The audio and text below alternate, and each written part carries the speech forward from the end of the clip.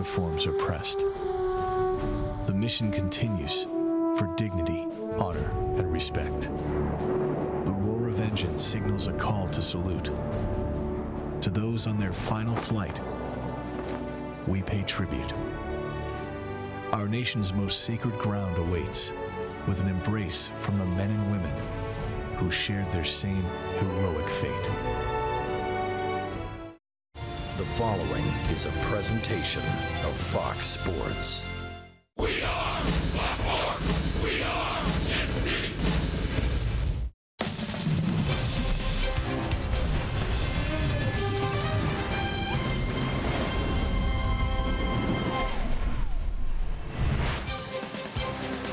Royals baseball from Kauffman Stadium on Memorial Day, and the Royals are home for a 6-game homestand. They'll begin with 3 against the Minnesota Twins. Hi, everyone. Welcome back to the ballpark with Rex Hudler. I'm Ryan Lefevre. Joel and Monty are coming up. Thank you for spending your Memorial Day with us. It is game number 54, which is the 1/3 mark of the season. Many will say, Hud, when you get to Memorial Day, you really have a good feel of what you have for your team. Some teams start to make some moves after Memorial Day because they realize what their roster looks like and what they need. What have you seen in May compared to April for the Royals? Can't be deceived by the losses and the wins necessarily, but what I'm seeing is some real positives, some growth. That's exactly what the Royals are looking for this year. Growth and some improvements definitely since April. Salvador Perez has been unbelievable. How about some of the young guys on the mound? The youth has been great. Keller, Hill, some of these guys have been outstanding in their work. Adams even stepped up the other day with his 8th inning work, but it's been fun to see the production. But Salvador Perez, he has been unbelievable, on fire and hot as a firecracker. And the defense, we've seen some pretty positive action there. Whitley's playing everywhere, the DHs, but there's the best closer in baseball right there. That's a real positive. So far, the stars have not aligned for the Minnesota Twins. We'll talk about them when we come back.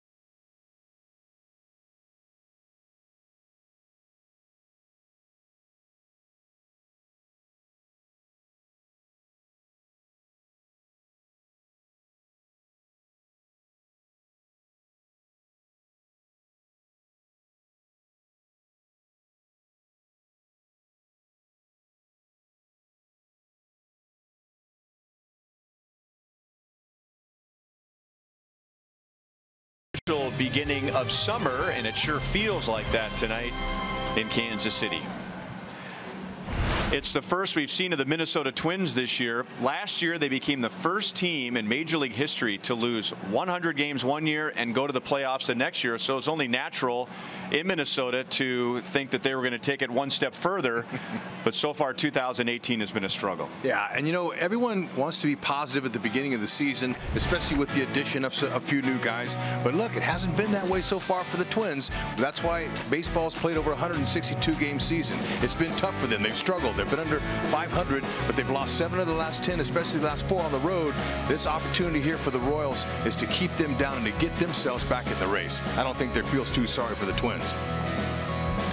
Our pitching matchup tonight, we've got a young pitcher who's pitching very well going up against a veteran pitcher who has really struggled.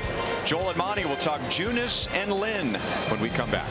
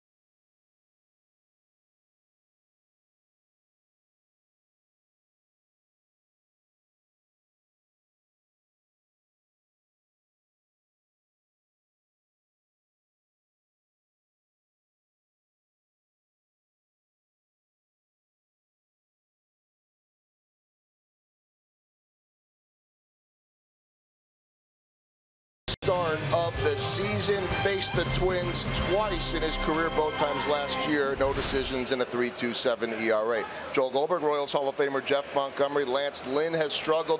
Jacob Junis has pitched well, and maybe his efficiency will be beneficial today. Yeah, absolutely. Jacob Junis loves his stuff. He's going to be on the attack. Today his job is going to be go out there and do exactly what he did in St. Louis. Get his guys in the dugout, swing the bat as quick as he can. On a hot day like this, that's the best thing you can do for your guys playing behind you. Get them in that dugout, get them off the field, let them go to bat, get you some runs. And Lynn, here's a story.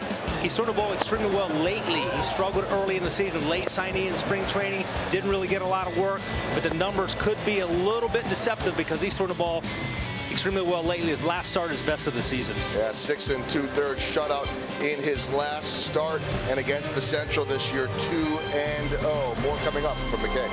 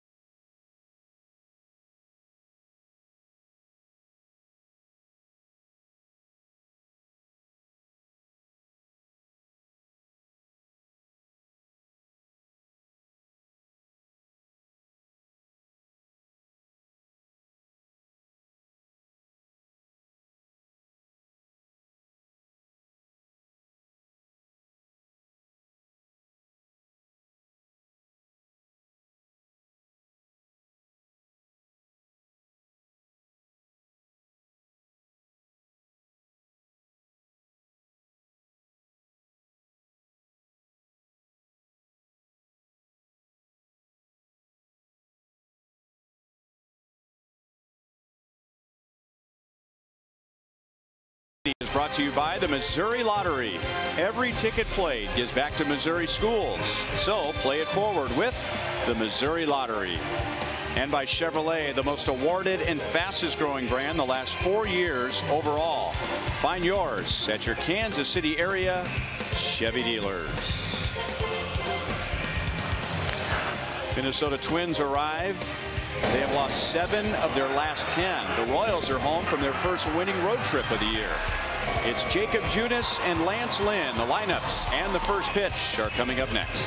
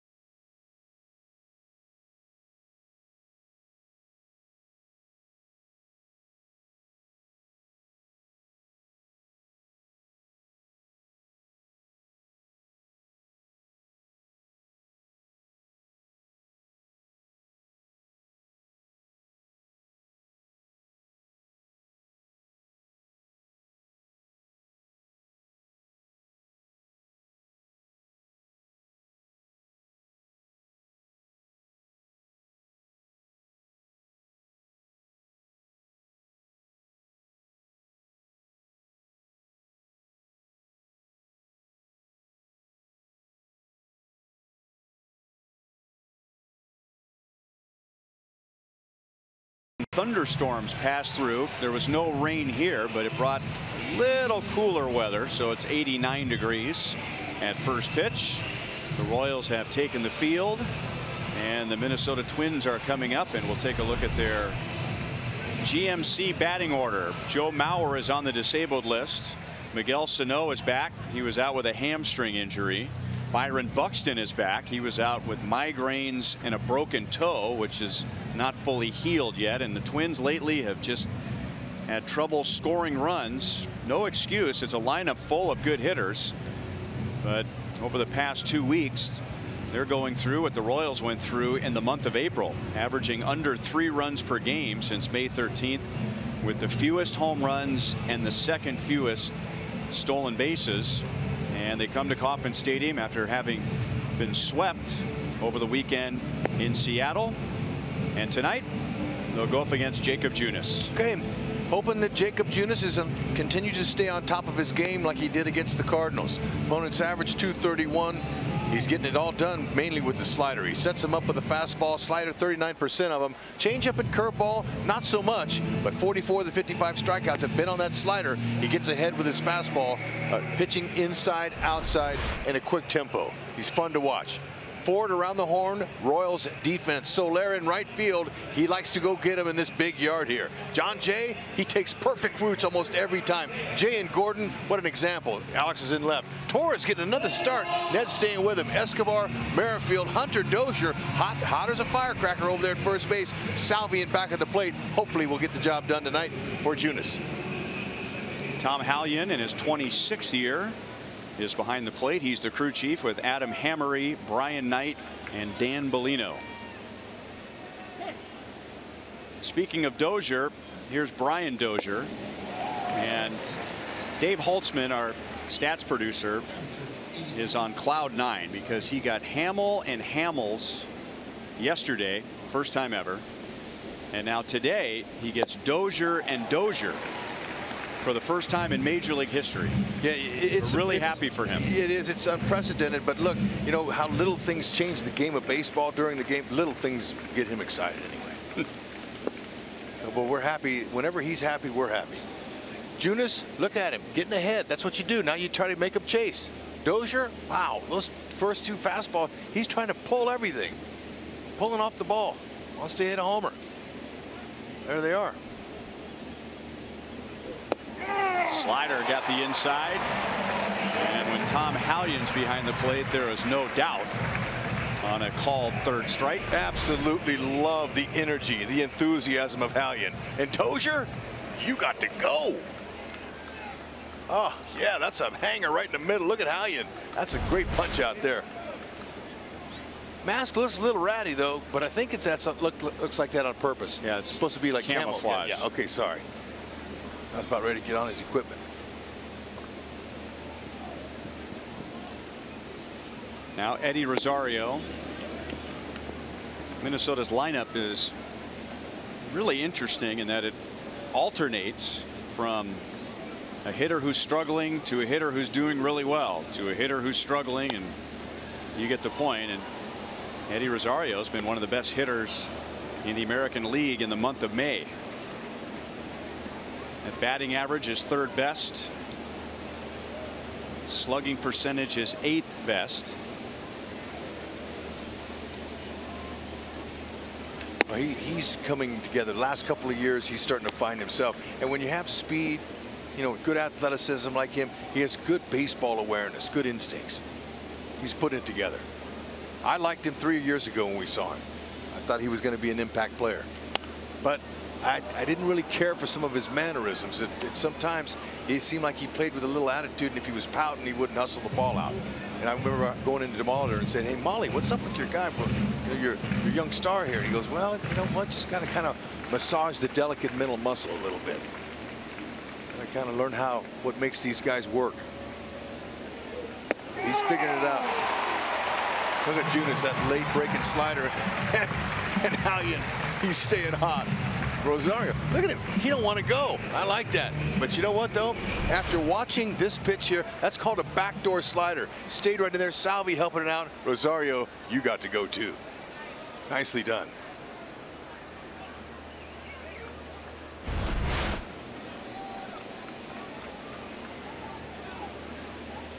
So 2 down to Miguel Sano. And last year, the Royals were thrilled when he would come up with nobody on base. Strike on Sano, our Kubota power stats. He had 23 RBIs against the Royals last year. That's a Twins single season record. And he did that in just 12 games. And the all-time record for an opponent against the Royals is 26. Juan Gonzalez did that. Sano finished last year injured, and he's been on the disabled list this year because of a hamstring injury. He's got a pretty good idea how to swing that bat. Good idea for what his strengths are. He's had enough time last couple of seasons to figure out what he's good at. He's got power to all fields. But he definitely likes to pull. 3 up, 3 down, all strikeouts, all with his slider, and a great start for Jacob Junis.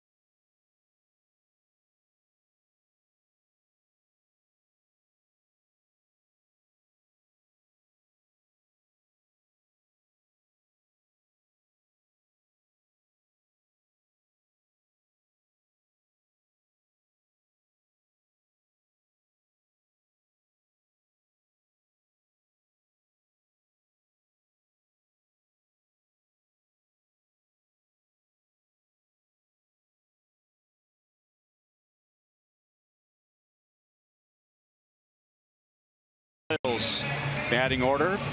Mike Moustakas did not play yesterday in Texas, and tonight he'll be the designated hitter. Salvador Perez had a great road trip, and he wears out the Twins in his career. And Ramon Torres will be at third base with Moustakas as the DH. And here's Lance Lynn. His ERA is 6.34, and much of that damage was in the month of April.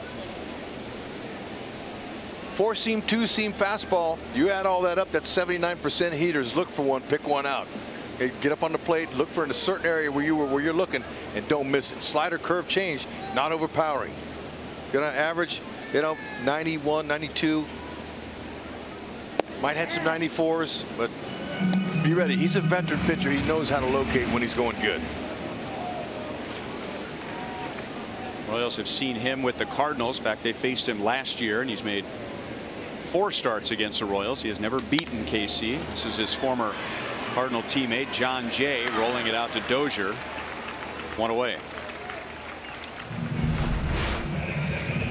Defensively, the Twins. Rosario's in left field. Byron Buxton, he can handle it, believe me. First Gold Glove and Platinum Gold Glove winner out there in center field. He's fantastic. Logan Morrison, hometown kid at first. Dozier, Escobar, Sano. Mitch Garver is the back catcher tonight. He's thrown out 25% of runners.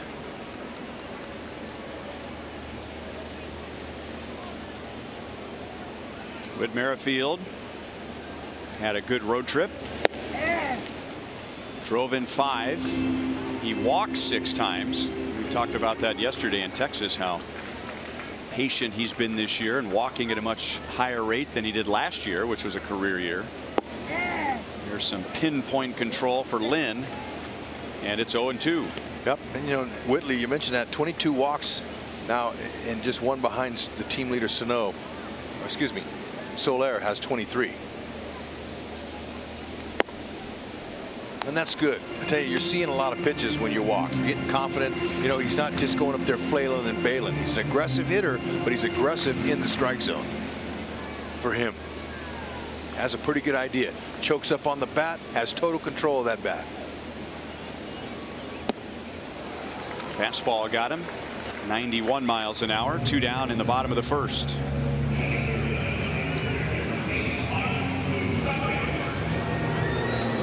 Lance Lynn went into free agency on somewhat of a roll. He missed 2016 because of Tommy John surgery, but 2014, 15, and 17, his ERA was just a shade over 3. He ended up signing a 1-year contract with Minnesota. His ERA was over 8 in the month of April, and now just under 4 in May. Kind of like a veteran hitter. Sometimes veteran hitters get off to a slow start, but they understand it's the length of the season. It's how you finish, not how you start. But Lynn's starting to round out a little bit better. Against the Tigers, he had a pretty good outing his last time. Went 6 2/3, 100 pitches, just 1 walk, 5 hits, didn't give up a run. So he's coming off of, he's starting to get a little bit better now. See what Moose can do here. 2-0 count. Look for the heater, especially that many throw. Just look in a certain spot. Two and 1.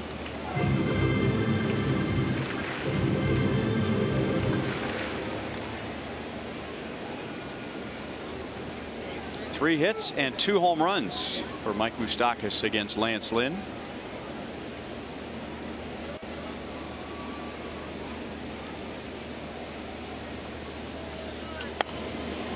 Two and 2. Yeah, I like the last 2 swings. Look like they're trying to go the opposite field. Now they're going to pull Sano over. The third baseman's going to go all the way over on the second base side. See where Sano's, he's winding up over here in this spot, and they do that so because the shortstop Escobar has more range for any bloopers or any pop flies to left.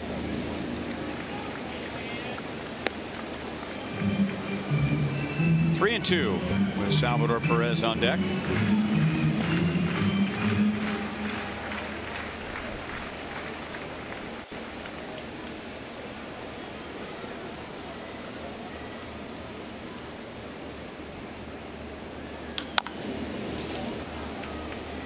Another fastball. That one was at 94 miles an hour. That heater speed's going to fluctuate, and that's good for a pitcher, tough for a hitter. Be ready. Only Bartolo Colon throws more fastballs, percentage of fastballs, than Lance Lynn. That's right. You know, that being the premium pitch for a hitter, you gotta love that. But look at, he's placing it right. So both pitchers have 1, 2, 3 first innings. Junis struck out 3. Lynn strikes out 2.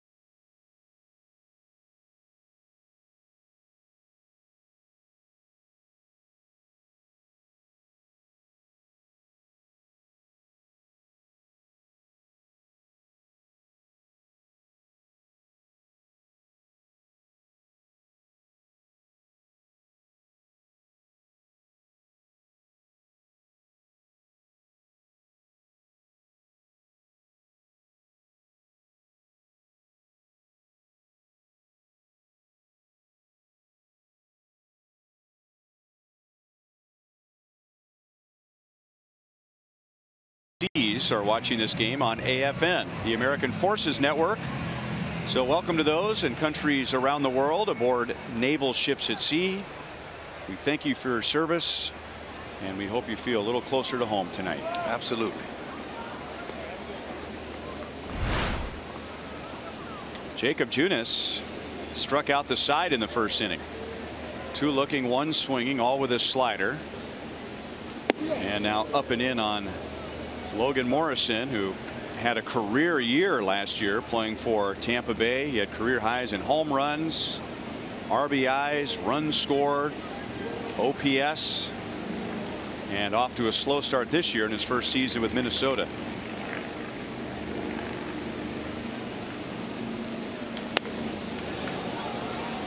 Torres goes into foul ground. 2 pitches and 1 out for Junis. So 1 down, and we go down to the field, and here's Joel. Well, Ryan, so many reminders of the importance of this day. Mike Moustakas before the game meeting with Gold Star families, meet and greet, and then Dale Swaim and also manager Ned Yost with certainly a personal attachment to this day. Dale's father was in the Marines operating an amphibious tank in the Korean War. Ned Yost's father was in the Army in the Korean War. Interesting that both gentlemen say that their fathers came home and never wanted to talk about their experiences in the Korean War. For Ned, he said that recently, just very recently, he watched a documentary on Netflix about the Korean War, and it really brought back some memories and seeing some of the pictures that he has gone through over the years with his father. So a lot of meaning certainly for all of us, but for those 2 gentlemen whose fathers served in the Korean War. Gentlemen. And I'll add Steve Kurtenbach, our director.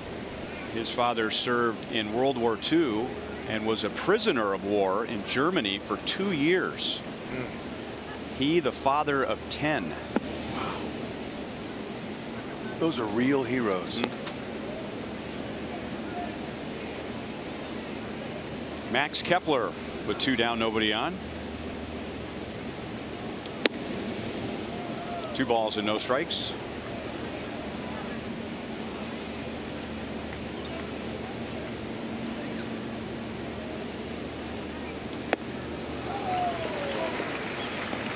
A lot of swings and misses on fastballs in the first 2 innings tonight. Certainly some good movement. Both pitchers obviously in command of that pitch.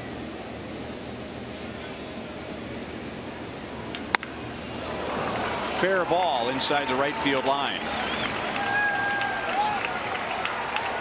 And Kepler's going to dig for 3. Merrifield's throw is a little late.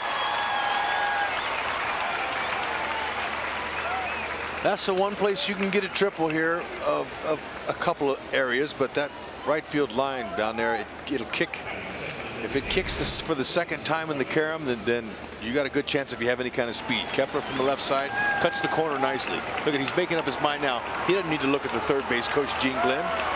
He made up his own mind. You can tell he has the right speed. He's able to make it with 2 outs. Typically 5 steps before second base, the ball's behind you. You look for the third base coach to see if he'll wave you on or not. Robbie Grossman, the switch hitting DH, takes ball 1. Kepler's having a good year. Grossman is not. We were talking about Twins lineup combination of strong seasons and slow starts to the season.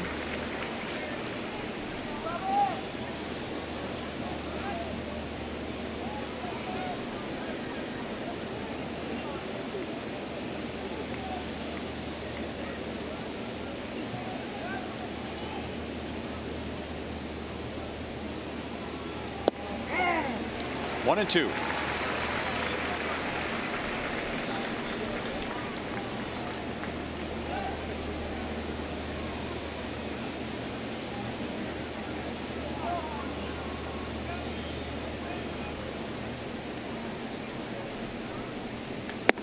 Try to get him to chase a high fastball.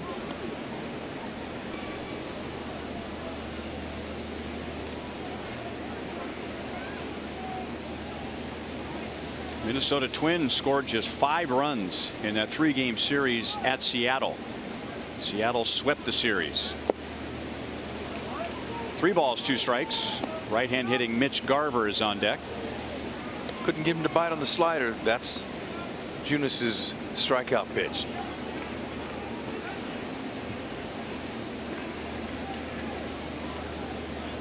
See what he comes with. 3-2. High fastball could probably get him to pop up somewhere. Oh, pull it. So Grossman's on, and now Garver. I was talking to Jacob about this very topic yesterday in Texas and asked him, you know, I mean, his numbers look great. Take a while to go over everything he's doing right, but I wanted to know, where do you think you can improve? And he said he has such a mentality to throw strikes, and he wants to be on the attack, that sometimes he has to look at the lineup, he has to look at the situation, and it's okay to pitch around somebody. So you've got 2 open bases here with 2 down. You got a left-hand hitter up there in Grossman, and waiting on deck is a 220 hitter who's a right-hand batter, which is probably a better matchup for him. Yes, nice idea. Hope it works out. But that right there shows his maturity. I mean, big time. A lot of guys are going, "Ah, get him out. I don't care who it is. I'll strike him out." You know, it's the macho competitive thing. But that tells me he's smart and he's learning on the go at such an early age. Another good quality.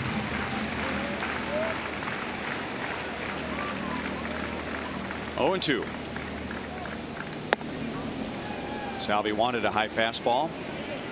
1 and 2 on Mitch Garver. Last year's Twins minor league player of the year, and he's getting more playing time with Jason Castro. Twins starting catcher done for the year with knee surgery. 2 and 2. Mitch Garver and longtime big league backup Bobby Wilson are the Twins' 2 catchers. What will Salvi ask for here? Salvi wants him to shake off a sign and then puts down the slider. And that was the right call. So good game management there by Junis. Pitch Grossman carefully, and then strikes out Garver for his 4th strikeout of the night. Great spot.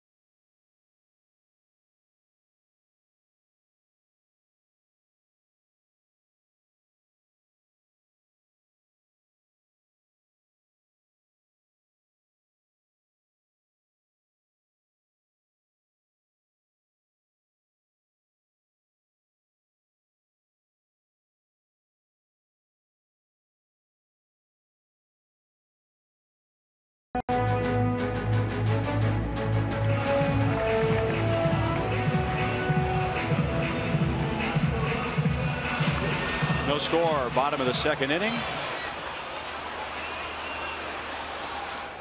The Royals will have Salvador Perez, Jorge Soler, and Hunter Dozier. Lance Lynn got the Royals in order with a couple of strikeouts. And now he gets Salvador Perez, who has played in 33 games and is driven in 28 in those 33. So an RBI every 4.5 at-bats. It's the best rate of his career and the 2nd best in the major leagues. Only JD Martinez is driving in runs at a higher rate. And our Toyota League leaders, nobody has been better in the American League driving in runs in the month of May. Salvador Perez with 1 more than Michael Brantley, and he had 8 on the road trip to St. Louis and Texas, along with 3 home runs. A few more days left in the month. Maybe he can run away with the award, Best Player of the Month. Be great. And you know what he's doing is he's being aggressive. I mean, most pitchers all try to get ahead of you early in the count. Him, Moustakas, those 2 guys, it's like they talk to each other saying, I'm going to hit the ball with the first pitch he throws. And it's worked for him for the most part. And Salvia is a good bat ball hitter. So, you know, he's going to, with 2 strikes, they try to make him chase. Sometimes he'll hurt you on some pitches that you expect him to miss, and he hits them. He really can stretch out the zone a little bit, his hitting zone.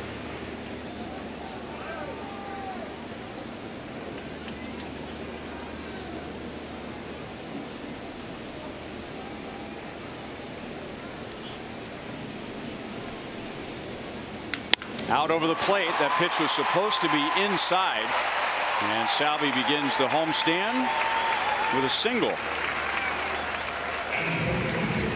Okay, nicely done. That's what hitters look for. The mistake, they can't see the catcher setting up behind them. They don't look for signs. They just look at a certain spot, and there's that knock sound. Every hitter loves. Pitchers, not so much.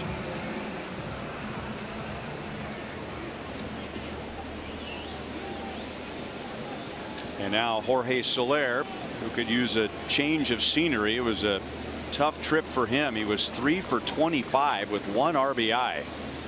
But it was his hustle yesterday, avoiding a ground ball double play, which would have ended the top of the 1st inning. A not only did he hustle to avoid the double play, but he stole second base, setting the stage for Hunter Dozier's 2-run base hit. That's a great example to your teammates. It's not always the big glorious power home runs and the great catches you make. It's the little things that you can do that help your team win that turned out being most respected for. And Soler has a chance to become a leader here as one of the guys, as he's getting plenty of opportunity.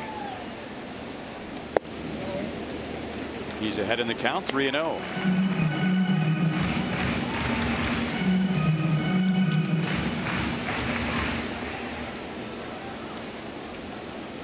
Green light for sure. Fits the groove down the middle, take a nice easy hack. Oh, good eye.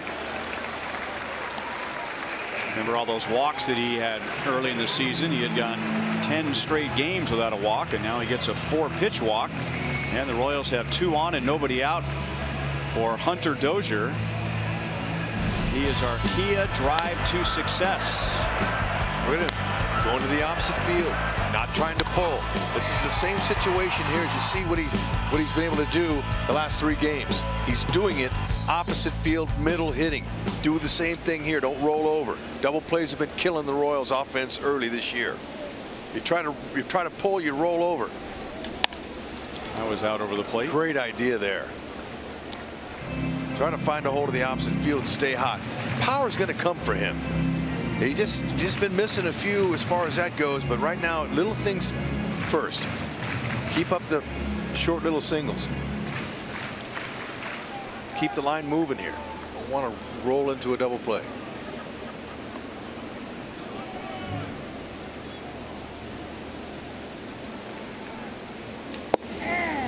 Got the call. No balls, 2 strikes. And he's also acquitted himself over at first base. He had only played 2 games at first, 2 starts at first in AAA when he was called up.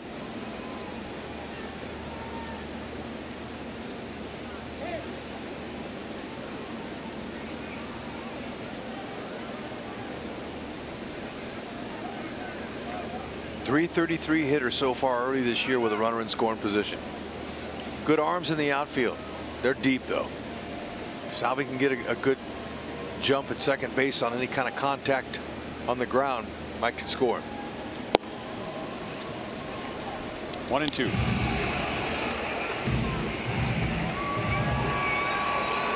You can do all the studying you want on the opposing pitcher in the video room before the game. Think certain sequence, what count, and then when you get in that batter's box, it's just reacting. Oh, come on, Tom. That's way off.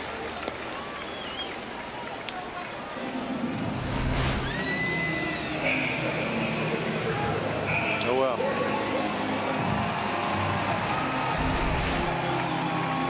So a big strikeout, his 3rd, and now 2 on, 1 out to Alex Gordon. So if you're going back to the dugout, you're telling your guys, all right, hey, look, with 2 strikes, runner in scoring position, be hacking. Anything close, don't let him call you out, especially with a runner in scoring position.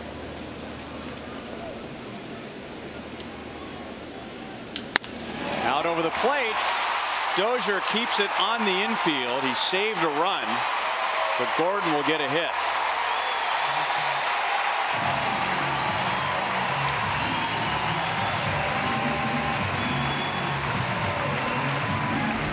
Dozier looked like he had it now. Was it in his webbing or did it hit him in the palm? I'm not sure exactly, but that ball was powdered. He really hit some top hand on it, and just deflected.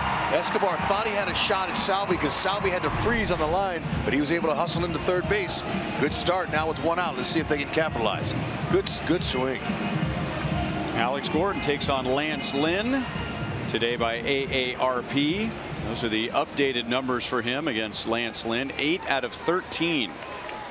.615 batting average. So they're loaded up with 1 out. And here's Alcides Escobar.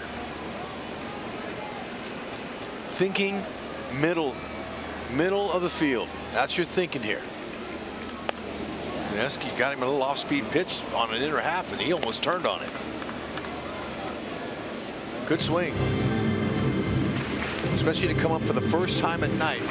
First time tonight with him loaded on the first pitch. That was good. He's in the game now. Fans waiting. A nice target. He's in a good spot for Esky.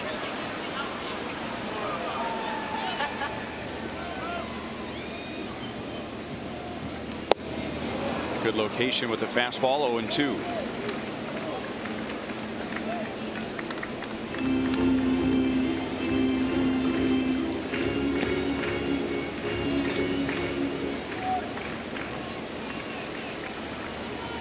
Well, so far Lance Lynn doesn't look like a guy with a 6.34 ERA. Looks like he can put it where he wants to. Esky, anything close now, just shorten up, find a hole.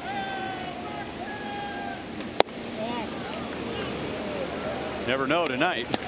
1 ball, 2 strikes. You're taking a chance, but Lynn, he knows he's putting it on the border.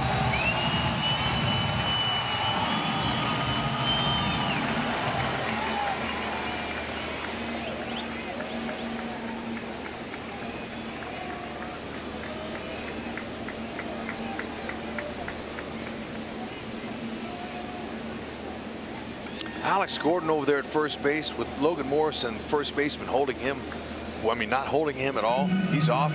He could really concentrate on getting a good jump on the pitch. I mean, you know, and score on the gapper or anything close.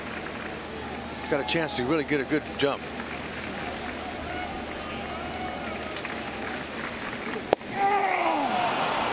Another called third strike.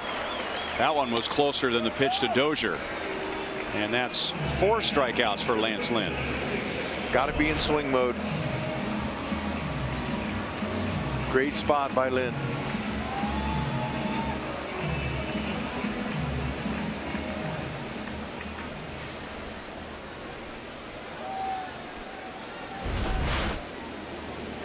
Confidence goes to Lynn now, but with Torres stepping in here. Torres is such a handsy type hitter. This is a good matchup. Fastball pitcher against a good handsy type hitter. He's just going to meet it.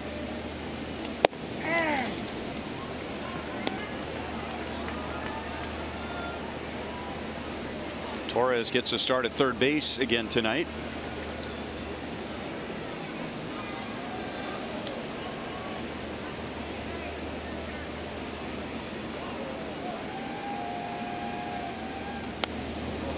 Oh, and 2. Look at Buxton in center field. He's way in. Now he's going to move over. You see him moving over towards left field. Not respecting the pop of Torres. Going to try to make a play on Soler. A base hit up the middle.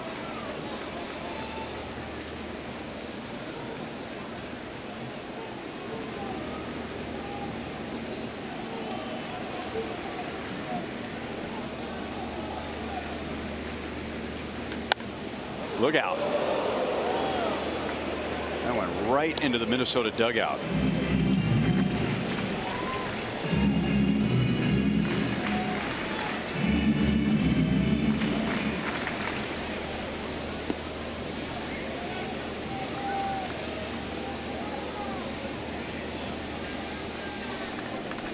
So we'll see what Lance Lynn and Mitch Garver thought of that swing. Do they stay with the fastball, or do they assume that Torres is going to cheat here because he was so late on that last pitch? And he grounds it out to short. Escobar backhands in time, and Lance Lynn gets out of the bases loaded and 1 out with a strikeout and a ground out to short.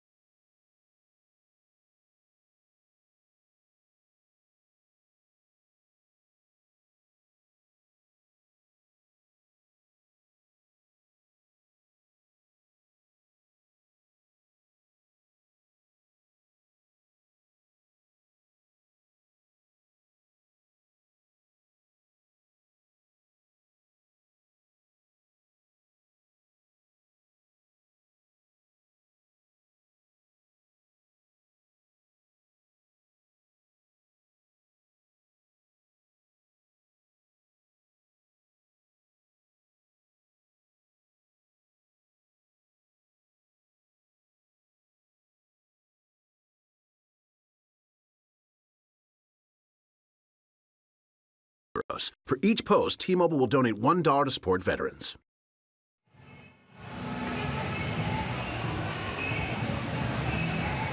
No score at the end of 2. Both teams had scoring opportunities in the second inning. Both starting pitchers got out of those scoring spots. The Royals had the bases loaded, 1 out. Minnesota put 2 on with 2 down in the third inning, but Junis struck out Mitch Garver, and now it's Byron Buxton, and then the top of the order, Dozier and Rosario. 1-1 on Buxton. He went on the disabled list with migraines, and then on a minor league rehab he fouled a ball off of his foot and broke his toe. He can run. He's going to take a wide turn, but he'll hold with a single, and Minnesota has its leadoff man on. Good start so far for Jacob Junis. 2 scoreless innings. Time for the Lowe's whole team together and the starting rotation over the last 6 before tonight, with a respectable 3.15 ERA and racking up some strikeouts, almost 9.5 per 9 innings. When he gets good depth on that slider, that good downward break to it, it's tough to square that up, especially with 2 strikes. Hitters think it looks good, kind of disappears. Too much top end.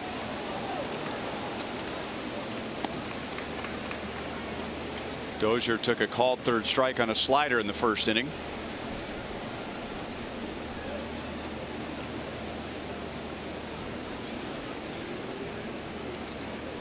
In fact, Junis struck out the side in the first. He got Dozier and Rosario looking, and then Sano swinging. He has struck out 4. Popped up to the right side. Merrifield calls off Dozier. 1 down. Jacob Junis was part of that run through the rotation, and on a hot muggy night he could use a little extra fuel, and he should have it with just 81 pitches on Wednesday at St. Louis in a duel with Michael Wacha. Now he came out after 5 because of the National League rules. Royals needed a run. They were coming up in the 6th inning. His spot was leading off the inning. Ned Yost went with Abraham Almonte, and it paid off. The Royals ended up tying the game, but had that been an American League game, Junis would have pitched longer than 5 innings. Yep, it's a big time strategy game in the National League. Rosario takes up and away, ball 1.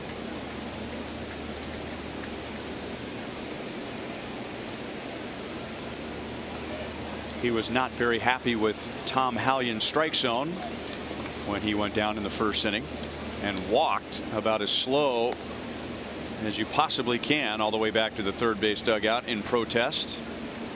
And Tom Hallion has rung up 4 already tonight. Better be hacking, especially with 2. 1-1.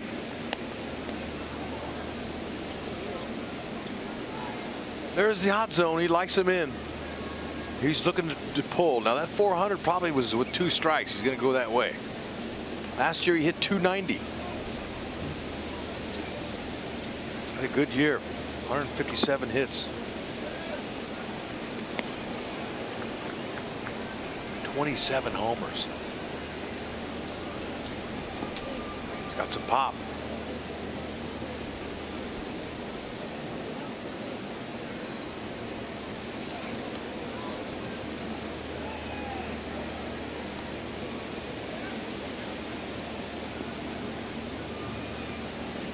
He has hit 9 so far this year, so that puts him on the same pace as last year. And now he's on with a walk.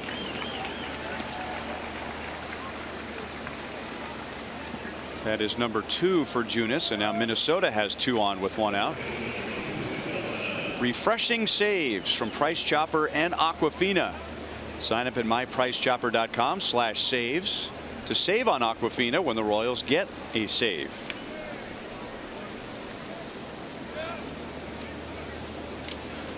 Miguel Sano saw 3 pitches, and he struck out swinging in the first inning.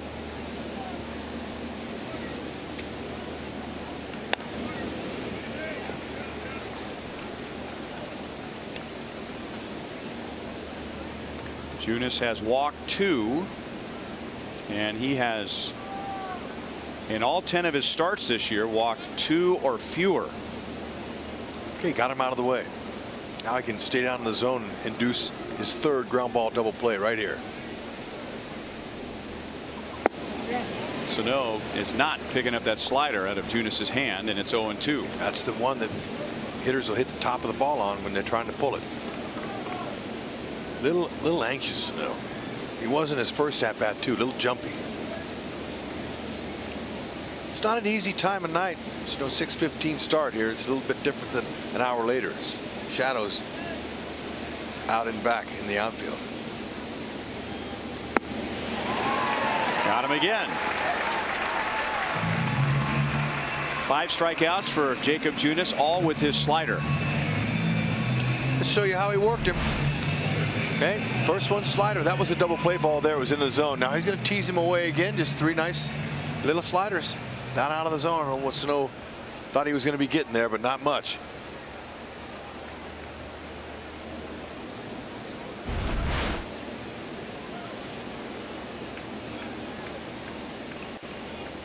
And here's Logan Morrison with 2 on and 2 out.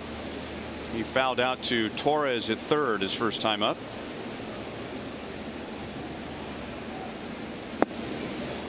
Logan was born here in Kansas City.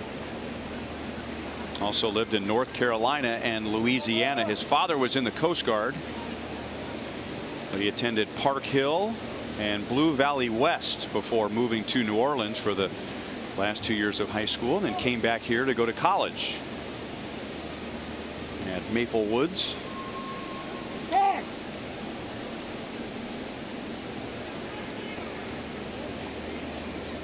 Buxton singled. Rosario at first walked.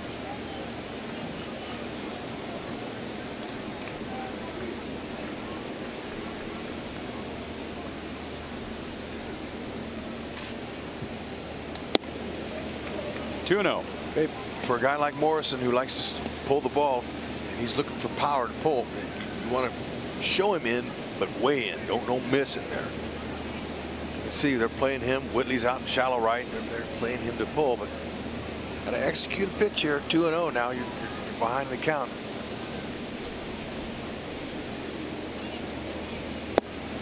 Good slider. Tight, late breaking. Morrison, up until his swing, thought he was getting a fastball. Yeah, but see, that's why it's such a trick pitch. Those breaking balls, when they spin them, hitters are trained to pick up the ball out of the release point of the pitcher, and the minute they see it, it looks good, and then their eyesight has to be able to pick up the rotation and tell you if it's trying to trick you or not. It's not easy. Good spot. You're gonna miss in there. Don't miss out over the middle of the plate, especially this count here. 3-1 hitters count.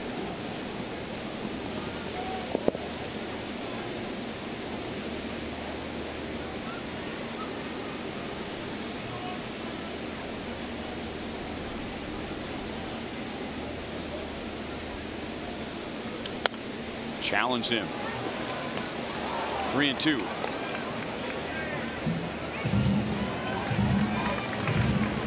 Logan had just gotten his batting average up above 200 after the weekend series in Seattle, but with his foul out in the second inning tonight, back down to 199.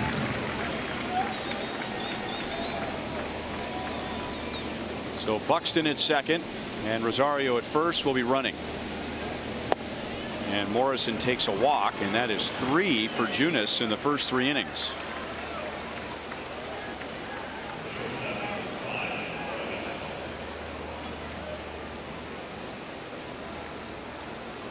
And now he'll get Eduardo Escobar with the bases loaded.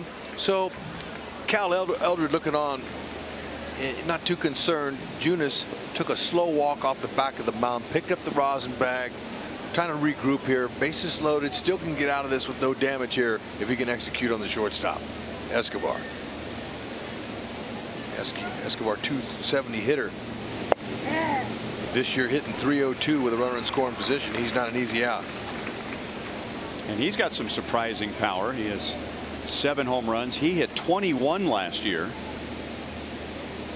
and 6 of those were against the Royals. Yep.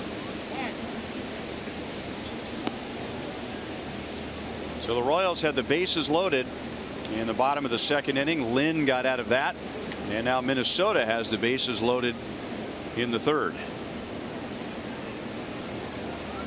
Pitch number 50 is hit in the air to left field. Alex Gordon is there, and Junis is out of the 3rd inning. Minnesota has stranded 5 in the first 3. Top of the order coming up. No score at Kauffman Stadium.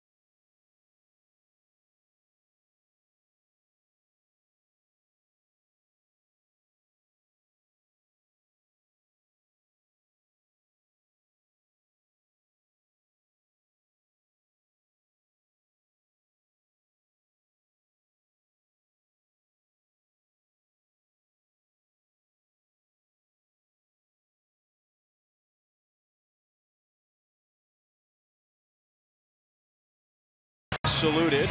We salute veteran Sergeant Bill Tidd, who served in the Air Force from 1966 to 1970 at a base in South Vietnam.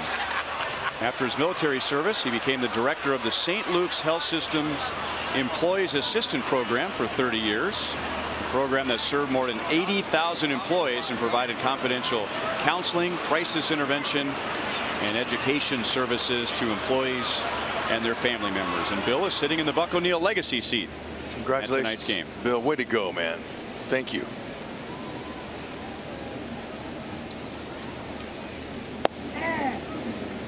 John Jay grounded out to 2nd in the 1st inning. The Royals went down in order in the 1st against Lance Lynn, and then they had 2 on, nobody out. Eventually the bases loaded and 1 out, but Lance Lynn was able to wiggle out of that. He had a chance. 1-1 on John Jay. John has a 9-game hitting streak. He has the most hits in the American League this month, 36. 9 of those on the last road trip. Garver is stunned that that pitch wasn't called a strike. Well, you know, in between innings, Hallion had a little argument with Escobar, and then Ned came out and they were talking a little bit about, I'm sure, the getting called out.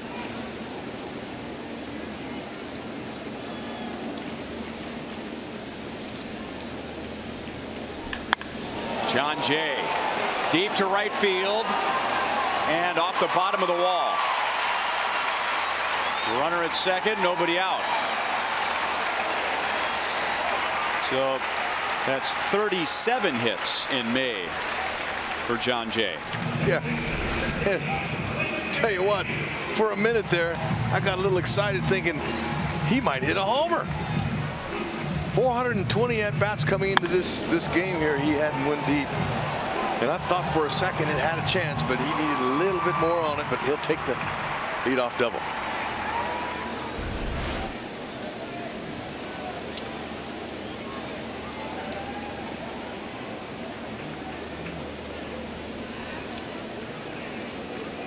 That'll bring up Whit Merrifield.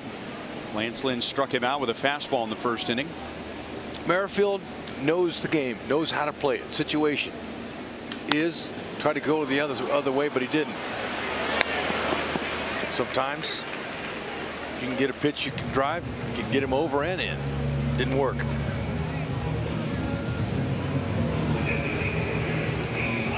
If the Royals hit a triple in tonight's game, the Kansas City Honda dealers will make a $1,000 donation to the KC Urban Youth Academy. So Jays at second with one out. Mike Moustakas, like Merrifield, struck out on a fastball in the first inning.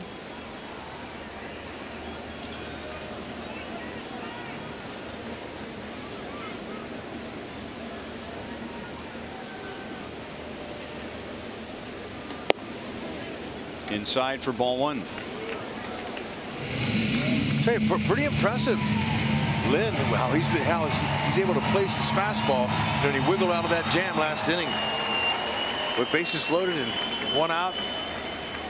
He's able to come through, but I'll tell you, when a pitcher has command of that fastball, can put it where he wants, he can have some success.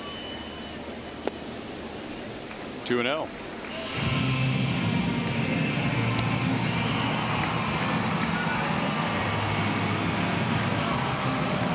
Cardinals and the Rangers held Mike Moustakas to just 3 hits and 2 RBIs on the trip. He did not play yesterday.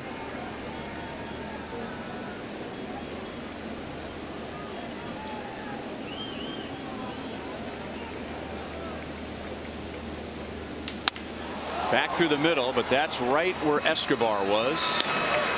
2 outs. John Jay goes to third.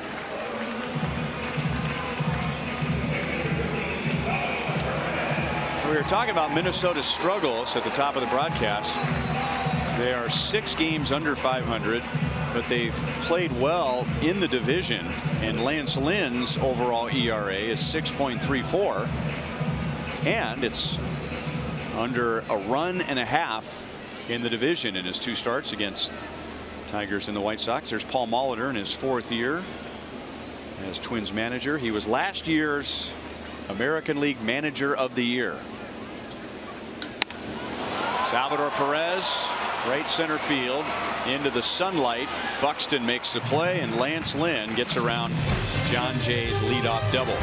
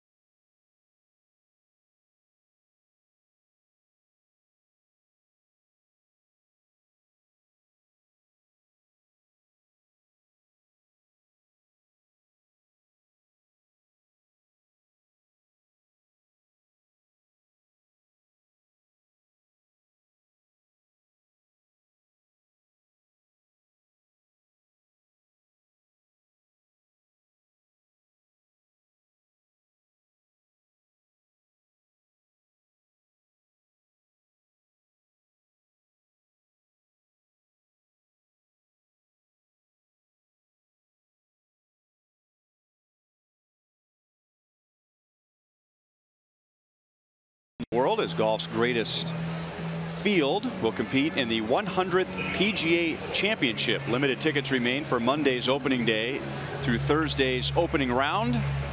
PGAchampionship.com for tickets. No score at the end of 3, and we go back to Joel. Well, Ryan, after that last outing in St. Louis, Jacob Junis joined us on Price Chopper Royals Live alongside of Jeff Montgomery and myself. And a couple of things. We saw him a little bit fired up in that game. I mentioned that to him, and he said, come on, guys, I just pounded my glove. It wasn't that big of a deal. So he is even keel no matter what. But here's maybe the biggest change. And Cal Eldred talked about it earlier in the year. Just learning now how to prepare. And he says that, Jacob says that last year, he was overwhelmed by all the information and all of the tools that he had access to. And now he's really starting to delve into it, really starting to understand it.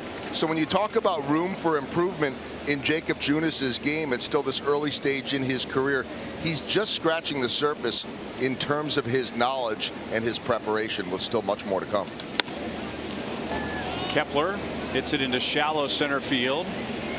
John Jay is there. Kepler tripled his last time up, so he is 1 for 2. I would think that's an adjustment for any young player when they come up from the minor leagues and you have very little information, then all of a sudden you're just bombarded with video and pie charts and extensive scouting reports and percentages. It would be easy for paralysis by analysis to set in. That lucky fan's got him a signed Jake Junis jersey. Did you see that? Pretty cool. 2 quick outs here. Grossman is out on a fly ball to center field. Our sprint trivia question comes from a fan.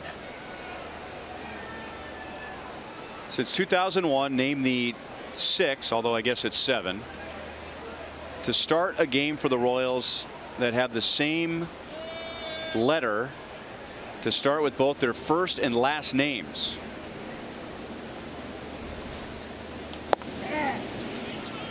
Seven pitchers since 2001 that have started a game for the Royals the same letter in their first and last name, excluding Jacob Junis, since 2001.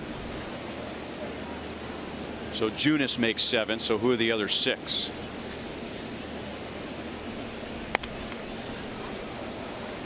One and 2 on Mitch Garver. Junis struck him out with the runners at first and third to end the second inning. Starting pitcher, was that what? Did Mike Minor, did he start ever? He was a reliever for us. Okay. Just talking.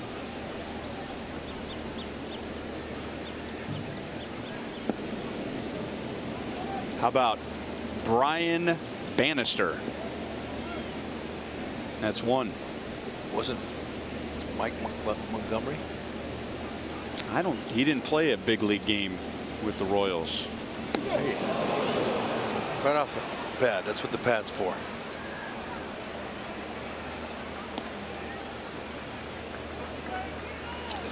That is a 4th free base runner for Minnesota. Junis has walked 3 and now he's hit a batter, bringing up Byron Buxton. How about Danny Duffy? How about Danny Duffy? Boy, that was brilliant. Yeah, why not start with guys that are in there right now? Okay.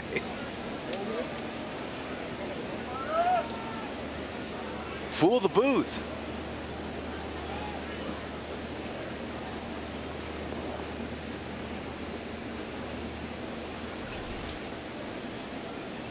Buxton single to left center field last time up. The out is at second here with Buxton's speed, and they get the force on Garver.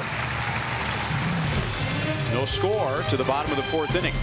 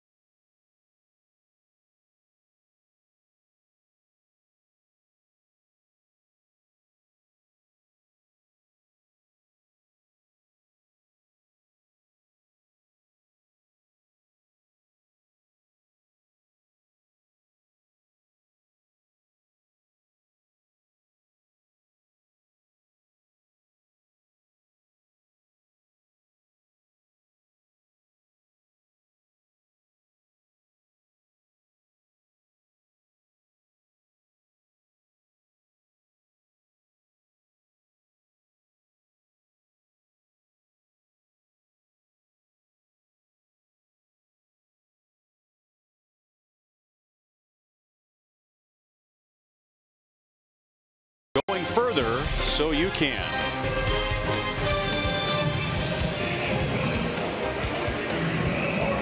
No score, bottom of the 4th inning. Minnesota has stranded 6 already. The Royals 4. It'll be Soler, Dozier, and Gordon against Lance Lynn. Royals had the bases loaded, 1 out in the 2nd. They got a leadoff double in the 3rd, but Lance Lynn has pitched well with men on base. So has Jacob Junis.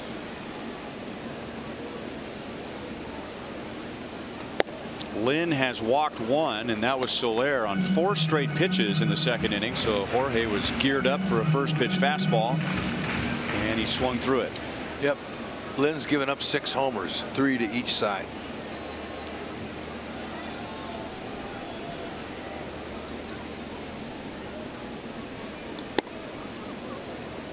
One ball, 1 strike.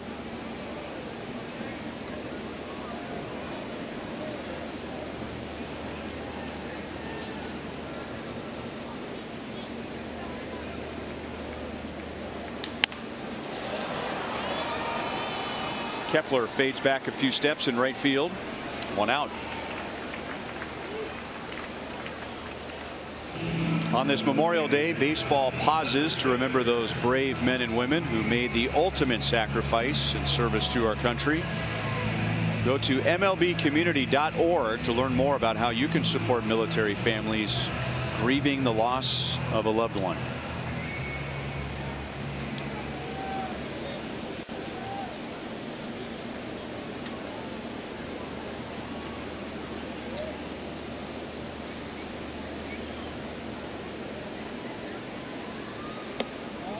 A little bit outside to Hunter Dozier. He was a big out for Lance Lynn in that 2nd inning. The Royals had 2 on and nobody out.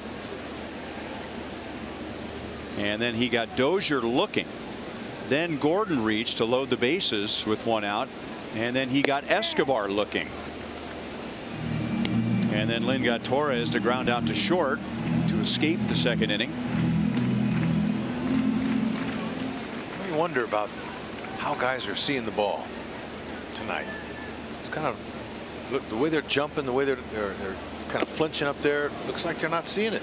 And Lynn's doing a good job of putting it where he wants it. Not missing too many times.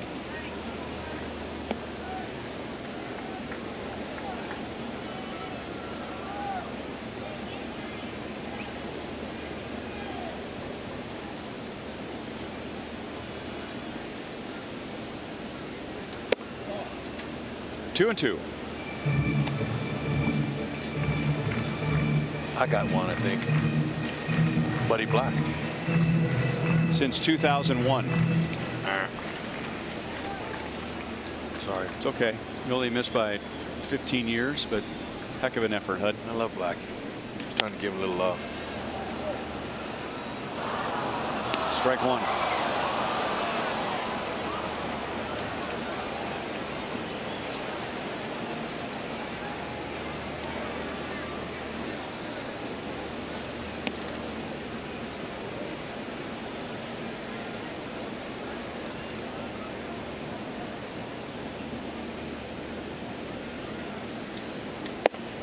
Tied him up, and it was a pitch that was, according to the strike zone grid, in and off the plate that got Dozier looking in the 2nd inning. So Lance Lynn went back in there, up and in.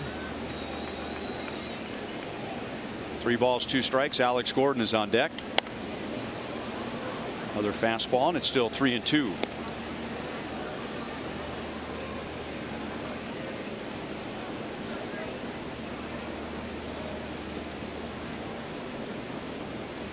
Hunter had 3 multi-hit games in the Royals Rangers series, which was extra special for him growing up in Denton, which is north of Arlington, and grew up a Rangers fan, watched a lot of games in that ballpark. That was too close to take, and he fouled it back. That's right. You got to learn from that last time up. Hey, pitch, 9th pitch coming. Battle him.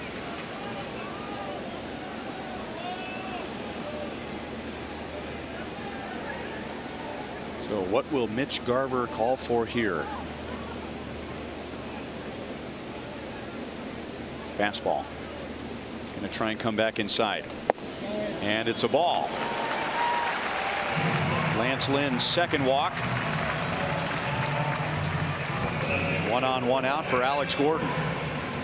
Fox Sports Kansas City, Mediacom, and Kick AM are bringing Springfield's best fans to Kauffman Stadium on the Raised Royal Fan Express on June 2nd. If you're interested, go to Royals.com/Fan Express. That'll be for a game between the Royals and the A's.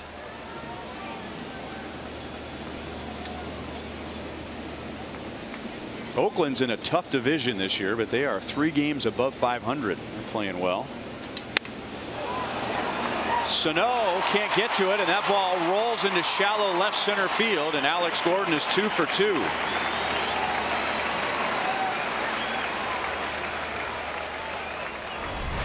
Sano got a late break on the changeup that Alex hit off the bat.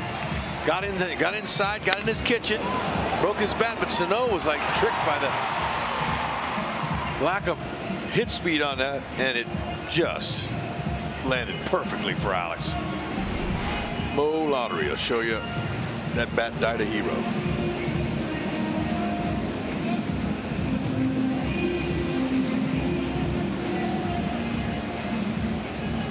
And now we'll expect Escobar to be a little more aggressive at the plate with 2 on 1 out. And we had mentioned that he took a called third strike in the bottom of the second, took the field for the top of the third, and then when the top of the third was over, when he was coming off the field, he had a long conversation with home plate umpire Tom Hallion about the strike zone.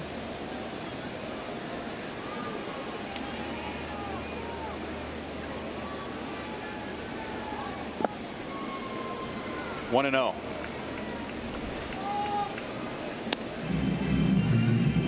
It looked like Eski's saying, okay, my bad. Maybe Eski had said something to him in the dugout after the strikeout. So Ned Yost is coming out to make sure his shortstop stays in the game. No, that's good. You want to protect your players, but then it kept on here. And Ned, he's listened to Hallion, and then Ned, he had a couple more words to share. 2-0 on Eski.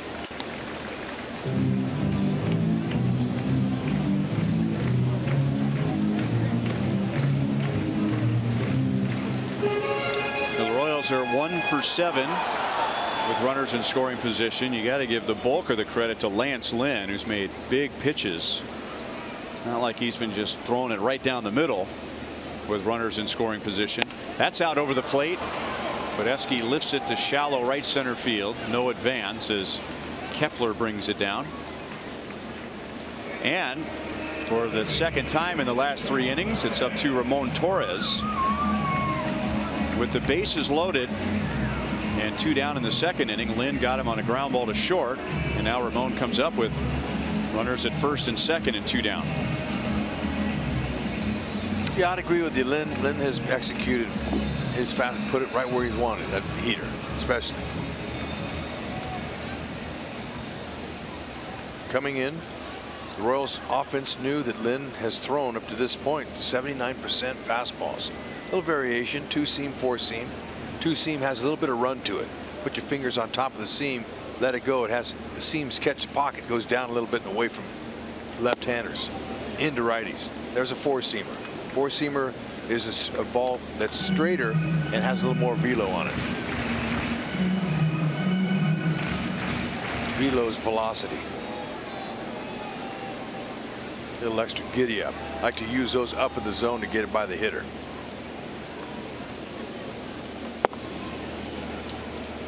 Two balls, no strikes.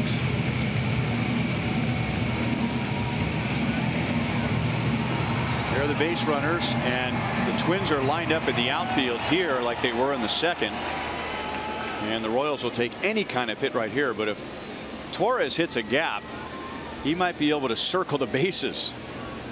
As shallow as the Minnesota outfield is, and all that square footage, Kauffman Stadium's outfield. Sure enough. That is going to be a long run to the wall for Buxton or Rosario or Kepler. Yeah, and you know what, though? It's a lot like the infield shift. You take a chance. They're taking a chance. He's not going to do it. And not that often a hitter's going to look to see where the outfielders are playing, but sometimes they do. Mainly you look in the infield, but sometimes you'll take a peek out there. I think now with 2 strikes, 1 and 2, he's looking for a pitch he can drive. 3-1, same situation here. John Jay is on deck, and John has a double against Lance Lynn tonight, so he wants a decision here with Torres.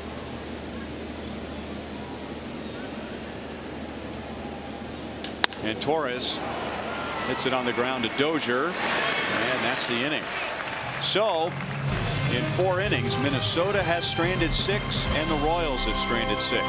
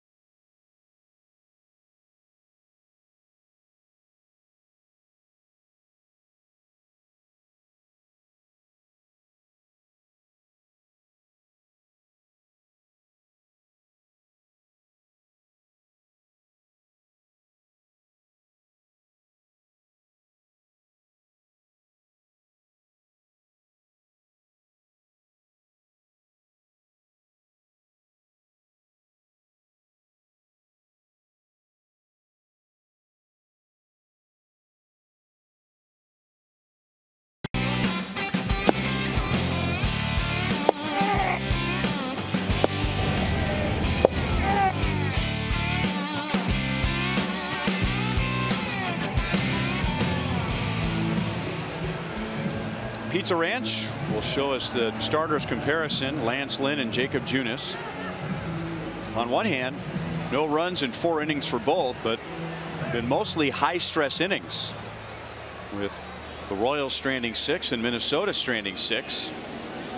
Good pitching tonight with men on base. And now the Twins begin their 3rd time through against Junis with Dozier, Rosario, and Sano.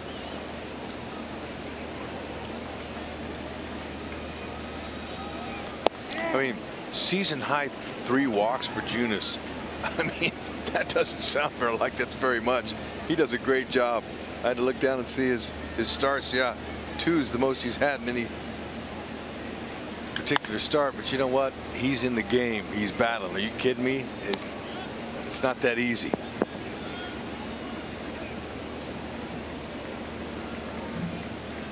Very tough. Jacob Junis is. 1st time, 2nd time through, and then opponents have gotten to him 3rd time through the order. And that's line to center field. 1 hop to John Jay. And that was part of the conversation that I had with Junis yesterday when we were discussing things that he's working on. And remember, I was telling you that he was saying there are times in the game when he has stayed on the attack and has learned that he doesn't need to stay on the attack. Maybe the matchup doesn't favor him. Maybe there's an open base. And he was referring to mostly 3rd time through the order.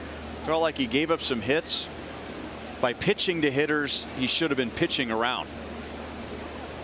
And I didn't even ask him about 3rd time through the order. He brought that up on his own.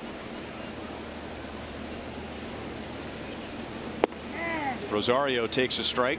he has struck out and walked against Junis tonight. It's good. You know, his thought process is working. That's the first slider that's in the middle of the plate that Dozier hit. Most of them all been down and away from the hitters.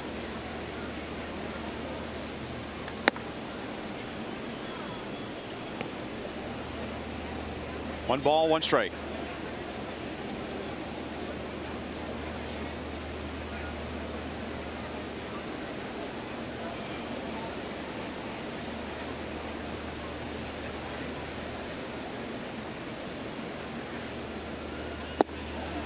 Slider that was out over the plate, and Rosario muscled up on it, and it looked like his front shoulder flew open. Sure did. Another one in the middle. He wanted it. Be careful with the location in there, but he got away with it. Dozier, he's got a couple of steals this year, but it's been very consistent.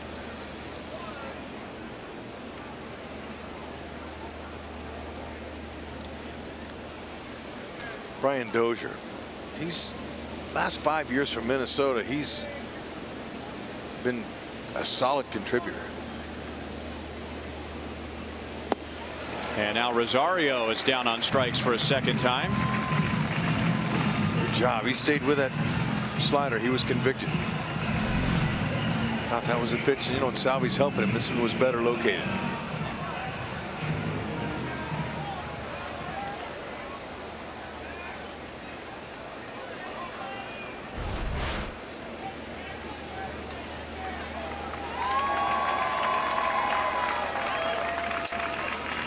So 1-on-1 out to Miguel Sano. He has seen 6 pitches from Junis, and he has struck out twice. And he's seen nothing but sliders. And of course, as fate would have it, when he goes up there and says, I'm going to take a pitch, he gets a fastball.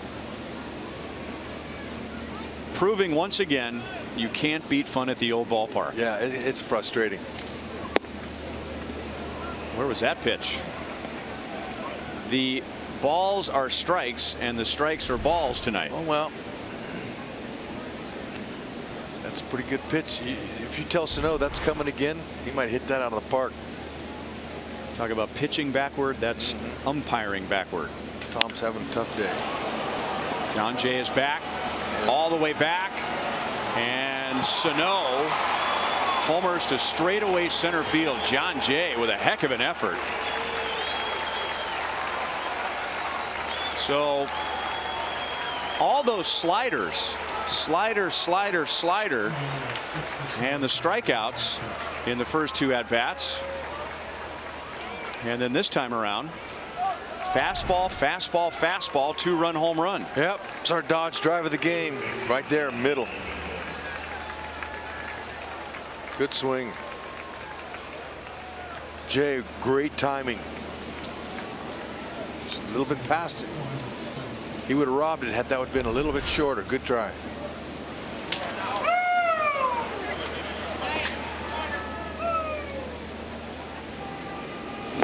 That is an interesting discussion on the mental side of the game.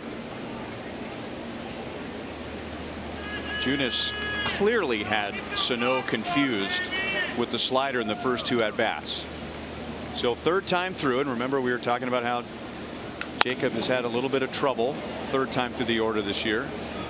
Do you assume that Sano is going up there looking for a slider and try and mess him up by throwing him fastballs, or do you just stick with what works? Probably make a pretty strong argument either way.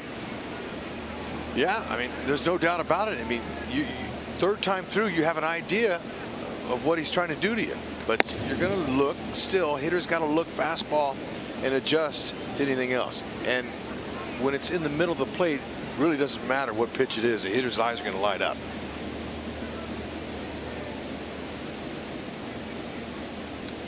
So it wasn't just the pitch selection, it was the pitch location. Exactly.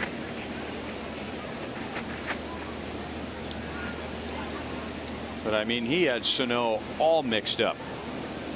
A 3-pitch strikeout, all sliders in the first, a 3-pitch strikeout, all sliders in the 3rd.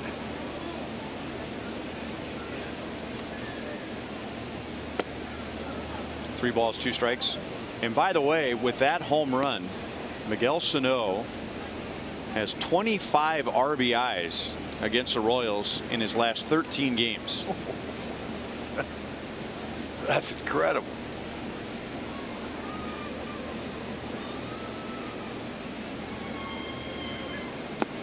And now Morrison walks for a second time, and that is 4 for Junis tonight. And he hit a batters. That's 5 free runners in 4 1/3 innings. Help the Royals celebrate the 25th anniversary of the movie Sandlot. That's coming up after Saturday's game against the A's. You can choose from 2 different theme ticket options. Both include an exclusive Sandlot t-shirt featuring all of your favorite Sandlot players. You can sit in your seats after the game, watch the movie up on Crown Vision. Go to Royals.com for more details. That takes skills right there to be able to walk that camera and the flag right in front of that Pope guy. He's got some skills, man. Really, Hud? Look at it. Come on. That away, John. What kind of skills does that require? Well, he's chewing gum as he's doing all that. He's holding the camera. He's got the button pushed down to play. He's got the and he's got to watch where he's walking. Wow. That's a lot to me. If that didn't have participation trophy written all over it, I don't know what does. 1-2 on Eduardo Escobar.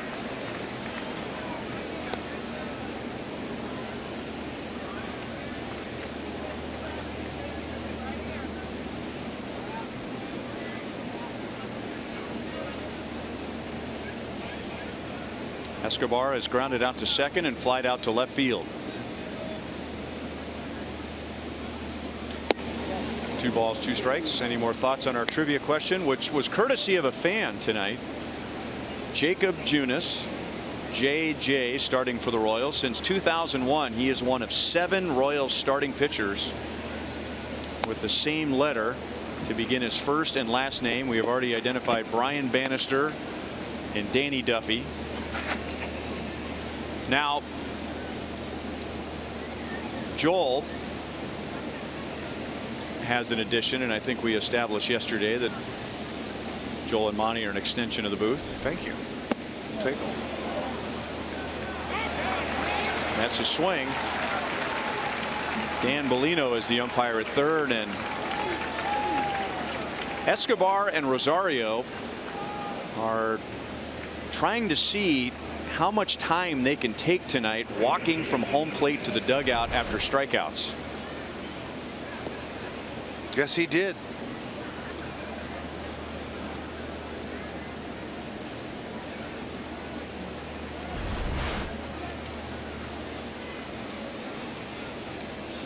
Joel has offered Mike McDougal.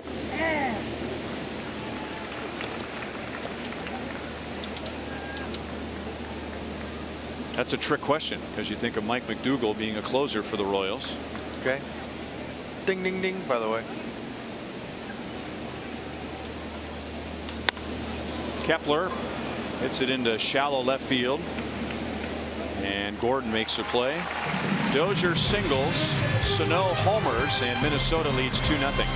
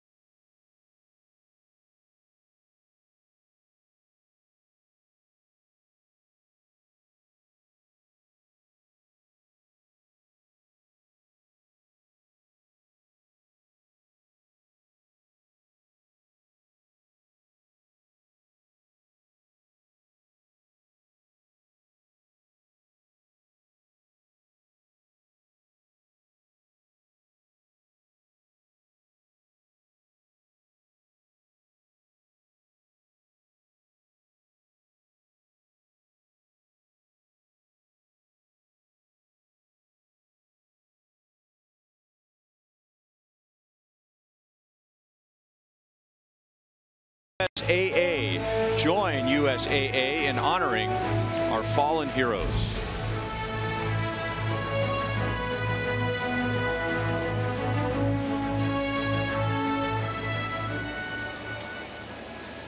Now it's third time through for the Royals. 2-0 Minnesota on the Miguel Sano home run. Royals have stranded 6 in the first 4 innings, including John Jay, who is now led off in all 3 of his at-bats. In the 3rd inning, he had a leadoff double, but Lance Lynn retired the next 3. 66 pitches, man, that's extremely efficient. He's doing a good job. Of course, Royals hitters are being aggressive early in counts. That's into right center field, and Buxton, with his great speed, cuts it off. Jay has another leadoff double, but without Buxton's speed, that rolls deeper. John Jay's at third base with nobody out. So he's 2 for 3 with 2 leadoff doubles. Okay, now it's important in this situation here that Whitley's able to do the job. Slider down low, kept his hands inside. I love how he stayed through that baseball. That was nice. Hands in, he's able to stay up towards the middle of the field, didn't try to roll it. That's where the money is, out there in center field. That's where the biggest hole is. Now the situation Whitley had last time, first pitch, he pulled it to Sano, the third baseman, couldn't get the runner over. And there was a couple fly balls after that. So it's important this job is done here. That's really what a number 2 hitter is supposed to do here. Look. Okay, so let me ask you that, Hud, because it looks bad when you ground out to third with a runner at second, nobody out. But if you're facing a control pitcher and you know he's going to pitch you inside, are there times where you throw that rule out the window and you say, I'm going to try and hit a double here? Absolutely. There were times when I would look back to the dugout before I would go up in the situation. I'd be in the on-deck circle. I'd look at Joe Torre or somebody, and I'd say, hey, if he tries to get me in, I'm turning on him. They'd say, go ahead. Yeah. So yeah, that's reverse thinking. Because that's what it looked like Whit was doing when he grounded out to third in the 3rd inning. Yeah, no, like he was anticipating a pitch in. Yeah, and that's okay. But the odds are greater if you can look middle away to try to go that way and get your base hit and get him over. That's kind of the number 2 guy's role, and at least it used to be. The game's changed so much now. They're all swinging for the fences, but except the Royals still have a move them over mentality in their lineup. Still got some guys that can do that, and Whitley's one of them. 3 balls, no strikes with Mike Moustakas on deck.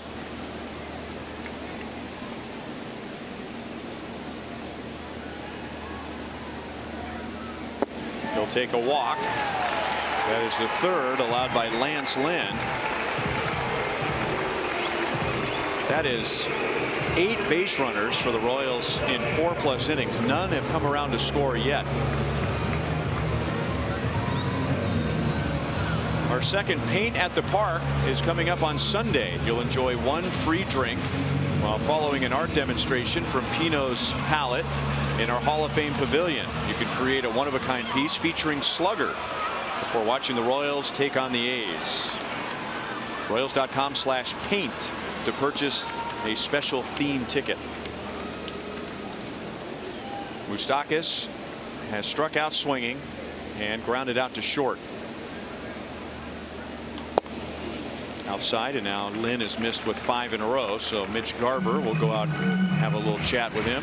Yeah, that's good. So Moose is standing there saying, okay, look, he's having a little issue here. That's good. I'm going to be looking middle in. I'm going to look to give Junis the lead here, and he can do it with 1 swing. But Junis maybe not having his best game. That doesn't matter. He's keeping his team in the game. That's all that matters. Keeping him right at this point here where Moose has a chance to help him big time. He can go opposite field here at the K, but he's better off middle in pulling here.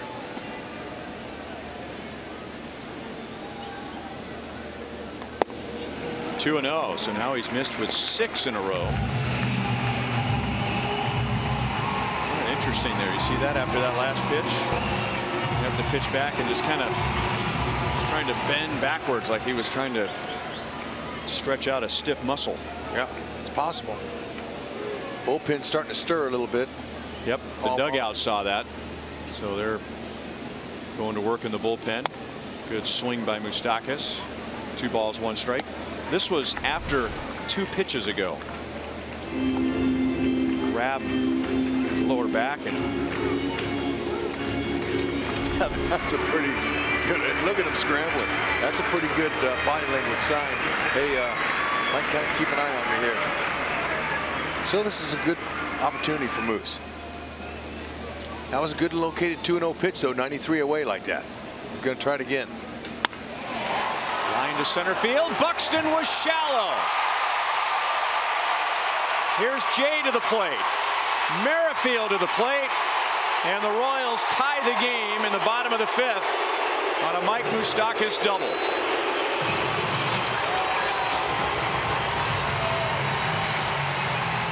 Great to be back home at the K to hear the Moose calls. Whitley, he was bringing the mail home from first base with no trouble at all.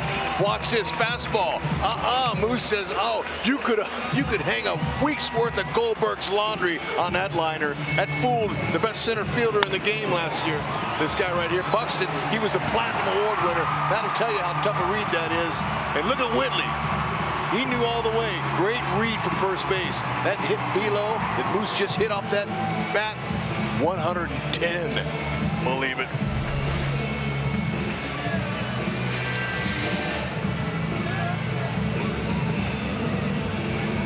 And now Garvin Alston, in his first year as Minnesota pitching coach, goes out to have a word with Lance Lynn. Garvin Alston, a former big league pitcher who spent a little bit of time in the Royals organization.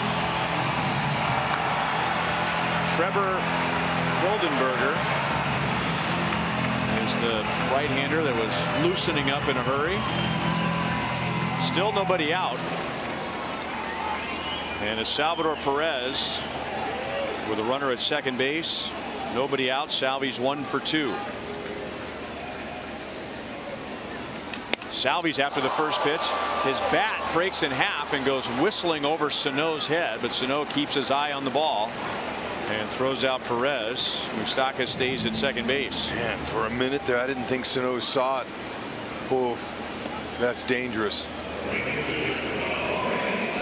Sometimes your focus can be so keen, and you know the head of that bat, that's a funny feeling for a hitter. It's like the umpire has a hold of your bat or the catcher does, and all of a sudden just lets it go. Those balls come, that bat comes down there equally the same time as a baseball, and it's tough. Good job. No one got hurt.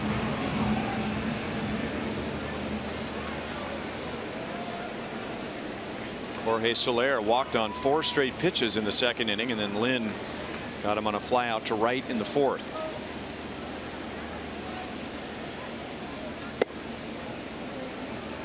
One ball, no strikes. The Royals stranded 6 in the first 4 innings. And now the first 3 have reached in the 5th. 2 have scored, and now 1 out.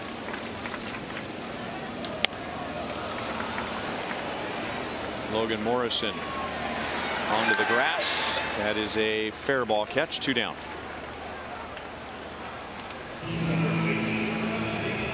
So Mike Moustakas, he went the entire road trip with only 2 RBIs, and now he drives in 2 in the first game of the homestand. Hunter Dozier struck out looking. That was a big out for Lance Lynn back in the 2nd, and then a long plate appearance resulted in a walk in the 4th.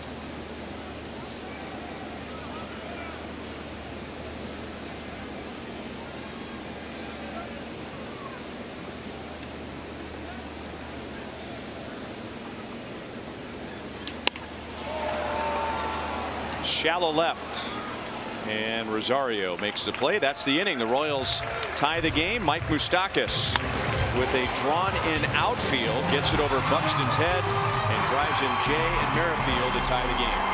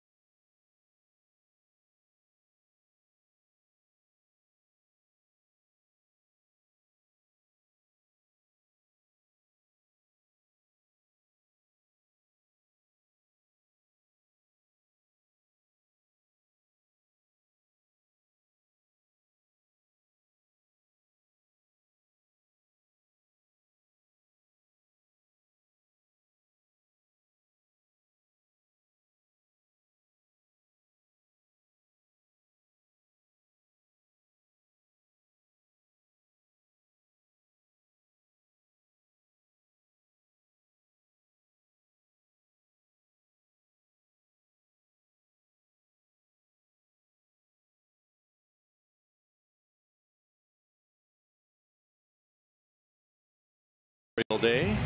Both teams got their runs in the 5th inning. Mentioned the Twins are without Joe Mauer in our University of Kansas Health System injury report update. Out with a cervical strain. It's off to a good start. And this is the last year of that lucrative long-term contract. Already. Minnesota's also had Byron Buxton on the DL, Miguel Sano on the DL. Their catcher Jason Castro is done for the year with knee surgery. Irvin Santana still hasn't thrown a pitch yet this year.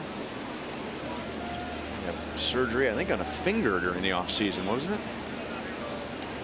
I think it was. Be hard to see Joe Mauer on a different team than the Twins. Hard to picture that. Well, that's a year away. One big bounce.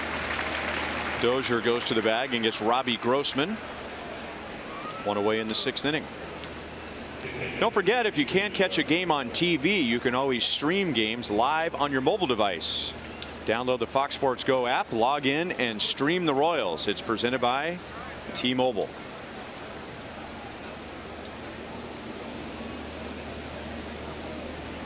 Mitch Garver with 1 out and nobody on.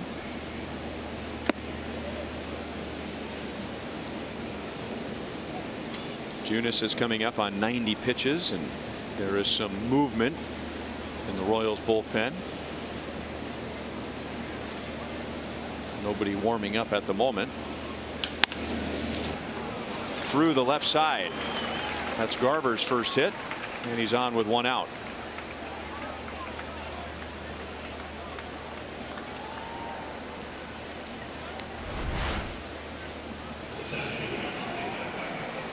Middle. Found a hole.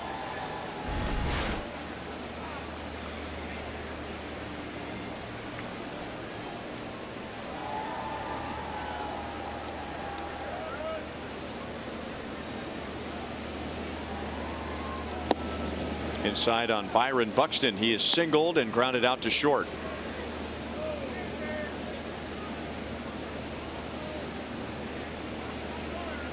Buxton is hitting 165 and 85 at bats.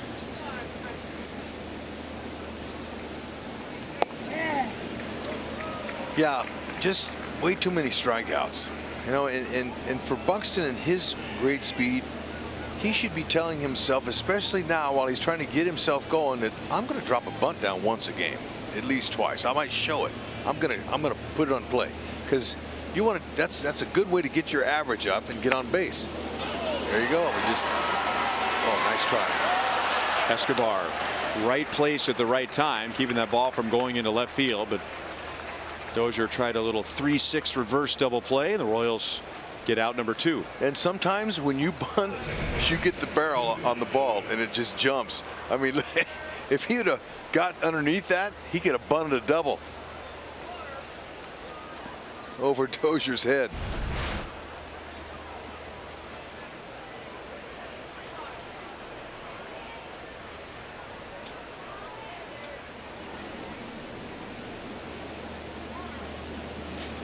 And now Dozier, he singled 2 batters in front of Sano's home run in the 5th inning. And that was on an 0-2 pitch, and now he goes into shallow right center field. That's down. Here's Garver around third, and Minnesota comes back and regains the lead. Dozier is 2 out of 4. It is 3-2 Minnesota. Garver, excellent jump. He read it easily. He knew. A little 4-seamer there that's up and a little bit out over the plate. Dozier didn't get all of it, hit it on out the end, so it drops in. Good throw by Sano, but excuse me, Soler. But when you're able to read the ball off the bat as a runner at second base like that, that's big sometimes. Any little hesitation and you're out, or you don't get a chance to score.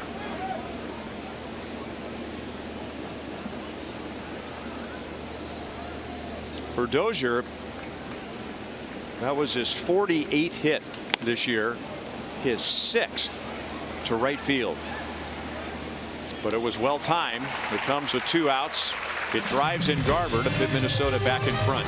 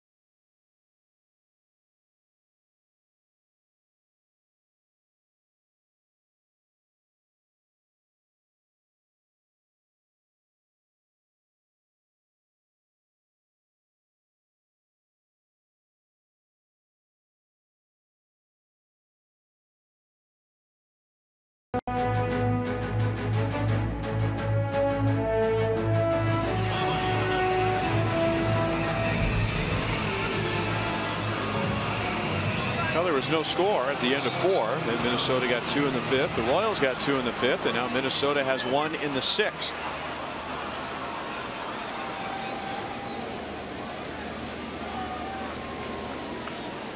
That breeze, by the way, is blowing from right to left. Alex Gordon hits it to left. And he is out for the first time tonight after singling in his first 2 at-bats. 2 out of 3. Our Sonic Slam Inning contestant is Barbara McKinney from Kansas City, Missouri. And if the Royals hit a home run out of the park in this inning, Barbara wins $600. If the Royals hit a grand slam out of the park, Barbara wins $25 grand from Sonic and the Royals.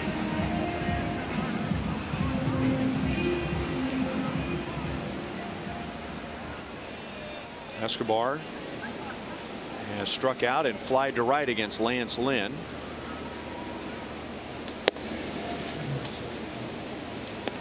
Minnesota was concerned in the 5th inning. Lance Lynn was not throwing strikes. It looked like he was bending and twisting to stretch out a sore muscle. He grabbed his lower back, and Twins were warming up in the bullpen in a hurry. That was after he gave up a double to Mike Moustakas, but then retired the next 3 and back out there in the 6th with nobody warming up. And just as I say that, they begin to stir again in the left field bullpen.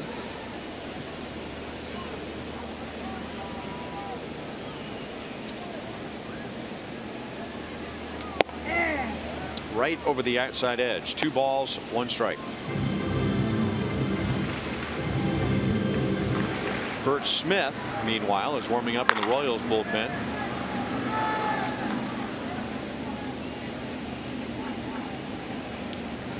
And now Eske bunts foul. Yeah, tough pitch to bunt.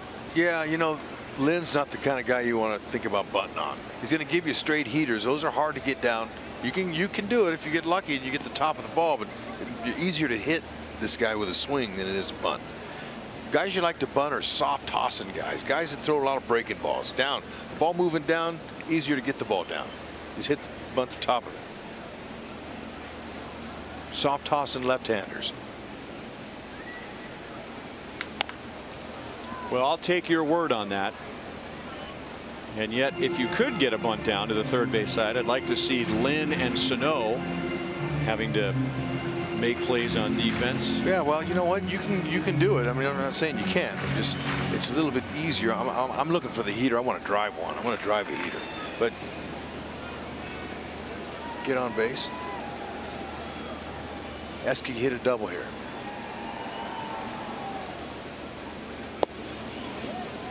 3-2. Ramon Torres is on deck. Eske is starting his 387th consecutive game, extending his Royals record and the longest active streak in Major League Baseball.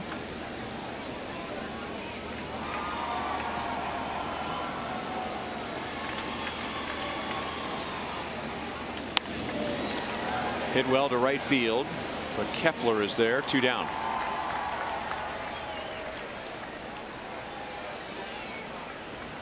Winter is coming to Kauffman Stadium on June 19th as the Royals feature Game of Thrones night. Purchase a theme ticket to receive a special House Yost bobblehead featuring Ned on the Iron Throne. Purchase those tickets at royals.com/theme tickets.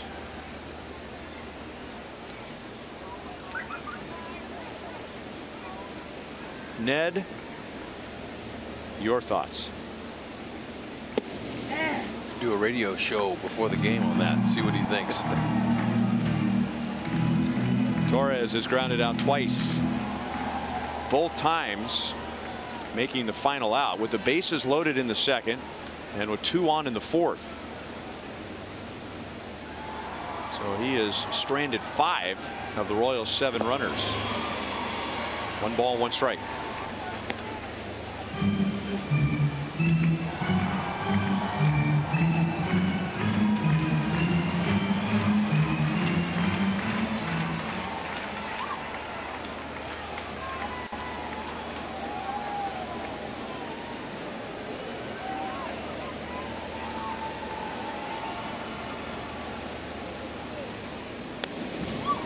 One ball, 2 strikes.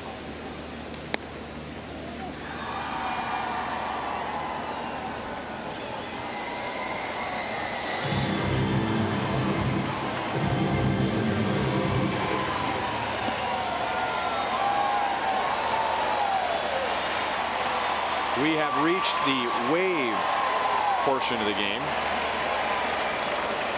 which arrived a little earlier than normal. Yep. Torres is down on strikes. So Lance Lynn has a 1-2-3 bottom of the 6th. On this Memorial Day, USAA honors our fallen heroes.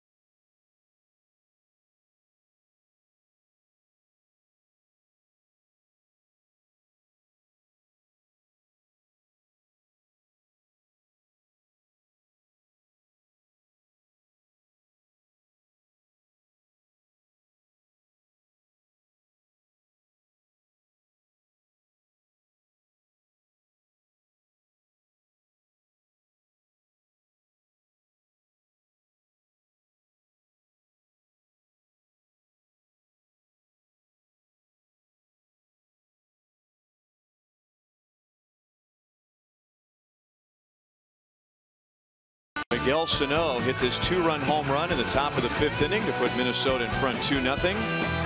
And then the Royals answered in the bottom of the 5th. Mike Moustakas doubled to center field, scoring John Jay and Whit Merrifield. And then Minnesota with 2 outs in the 6th. Brian Dozier got Mitch Garver to the plate. And it is 3-2 Twins to the top of the 7th inning. And Bert Smith is a Chevy call to the bullpen. It was a so-called quality start for Junis. He gave up 3 runs in 6 innings. Birch has not pitched in 9 days when he went 3 innings out of the bullpen against New York here back on May the 19th. Yep. 24 strikeouts in 22 innings. Got a power fastball. 6'4", 220. That fastball is 92 to 96. Curve and a change.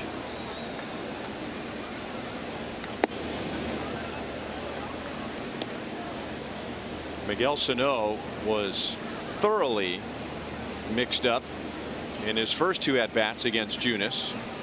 A pair of 3-pitch strikeouts, one slider after another. That's out into left center field, and John Jay slides and makes the play on Sano.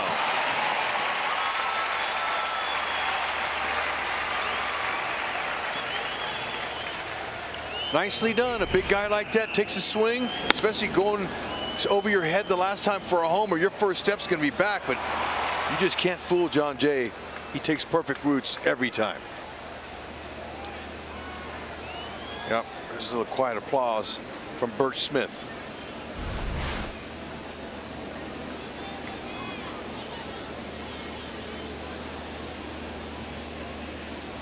Logan Morrison with 1 out.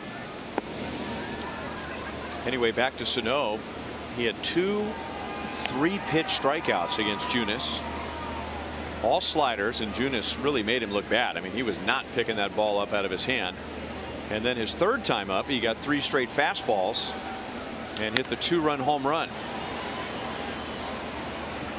With Merrifield down in shallow right, look out, and makes the play. So I think he might have just been assuming that Soler knew he was going to make the catch, but Soler looked like he didn't hear anybody calling for it, so he came charging in from right. Good thing at the last minute he peeled off, because Whit, look at Whitley saying that's a big man out there in right field. I heard footsteps. Want to get run over by Soler, that's for sure. Anybody for that matter.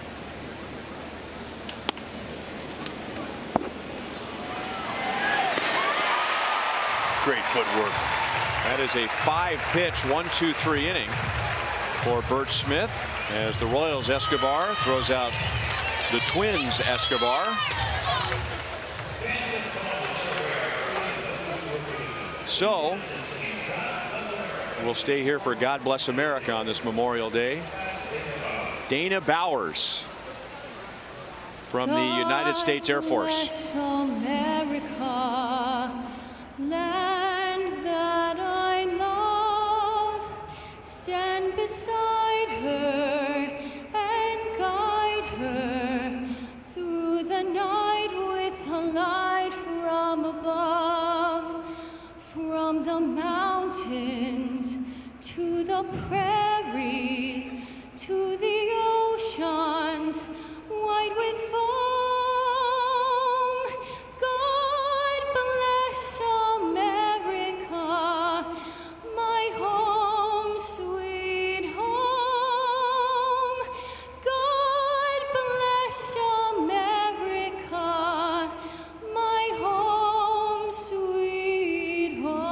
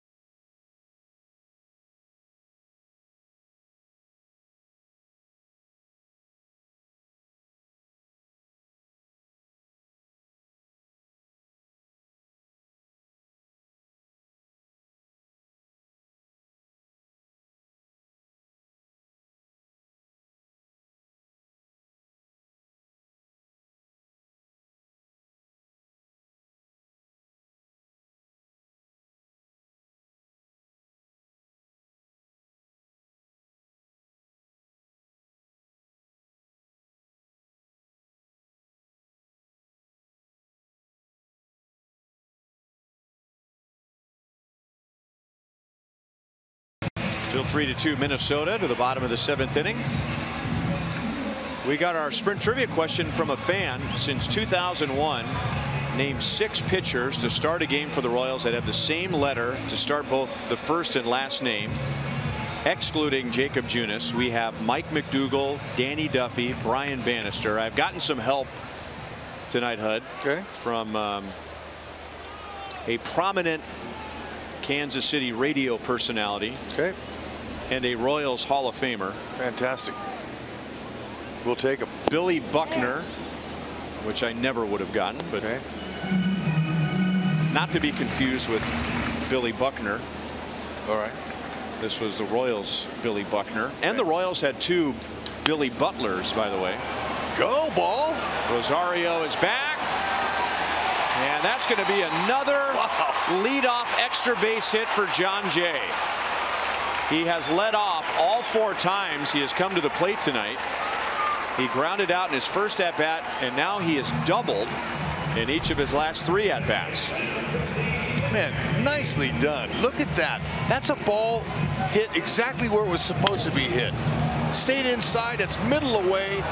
Got up underneath it. Nice little launch angle there, and it was driven. I mean, that's a long way to hit a ball opposite field, especially with a speedy left fielder and Eddie Rosario out there. Good job. Career high 3 doubles tonight. Okay, let's make it work. He is getting on base and driving the bus. Get out there.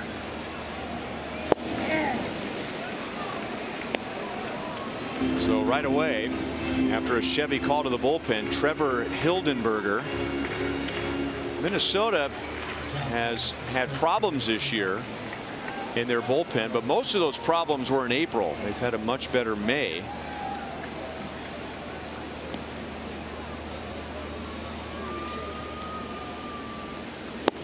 Witt, boy, you don't see him swinging pitches like that very often. Well, and probably has never faced Hildenberger before. Hildenberger's got some different arm angles he uses. Fastball, upper 80s, low 90s, slider. He's got a changeup that's really funky. He'll throw it at 77 miles an hour. It sinks. Along with the different arm angles, he's tough to pick up. His opponent average is 217. Oh. Jay is going to go to third. That's a mental mistake. 6-5 on the fielder's choice. So Merrifield's at first with 1 out. Anything like that. Now he hesitated. And then he took off. Should have listened to himself the first time.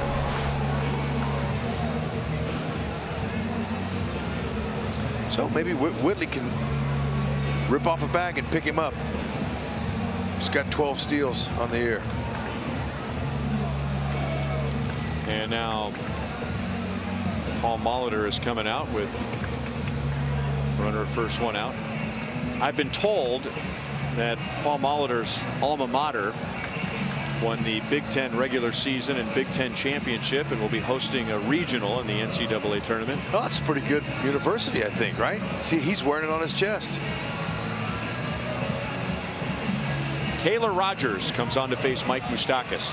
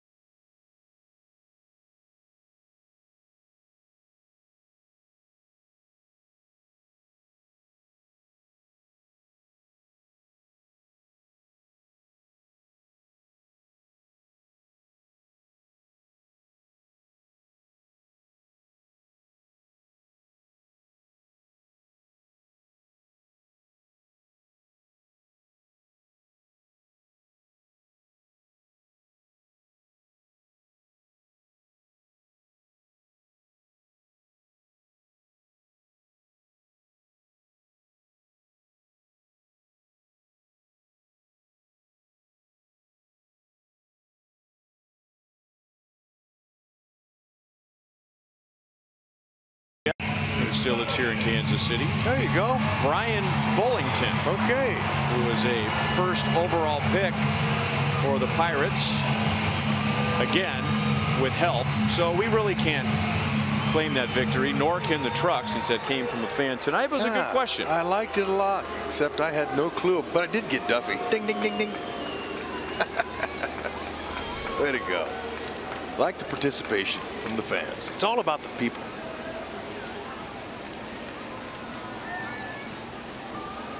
So Taylor Rogers faces Mike Moustakas. High ERA, 5.59. But he's done well against Moustakas in the past.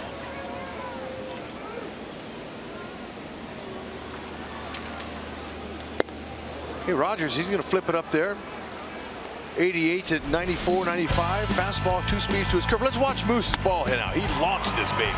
Look at it. That exit velo. That's a 110.1. You can't barrel a ball any better. And that launch angle, if you want to know, folks, 13 degrees on the line. I said 1 week of Goldberg's laundry. That's 3 weeks. All the way to the warning track from home plate.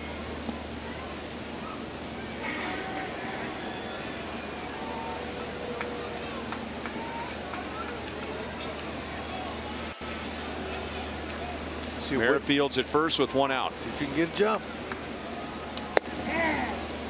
2-1. Rogers, he has 2 different speeds to his curve. One's going to throw a little bit harder. The other one's a slow little lollipop curve. Mixing a changeup as well. He likes to get 12-foot lead, Whitley. And he read that move all the way.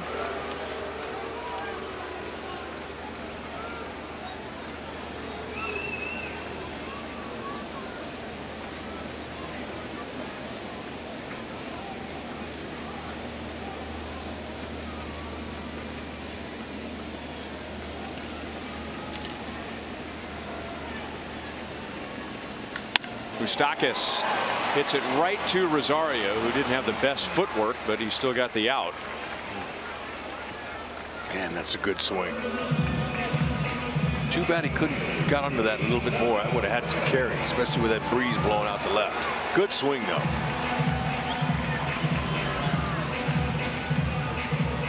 And Paul Molitor will make another move with Salvador Perez coming up.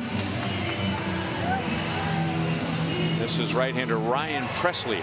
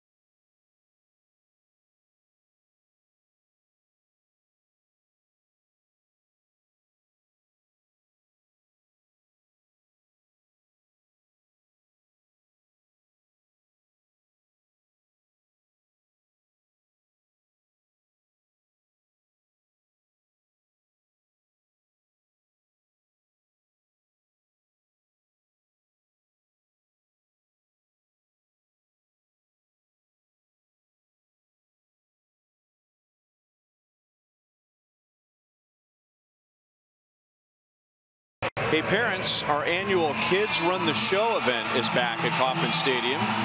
Submit your child's audition for a chance to help run the Royals game on Sunday, July 8th. Positions include junior K crew member, junior grounds crew member, and many more.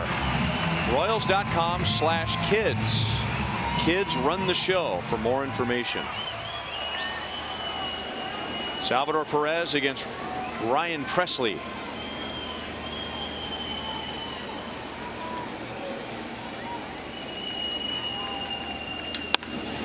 Base hit into left center field.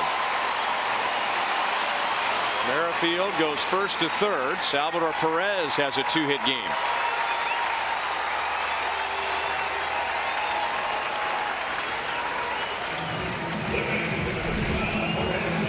Four-seam fastball. Salvy's waiting right down the middle of the plate. Presley's got a fastball, good one, load up mid-90s. He might even go a little bit above that. Slider, curveball. He's a good pitcher.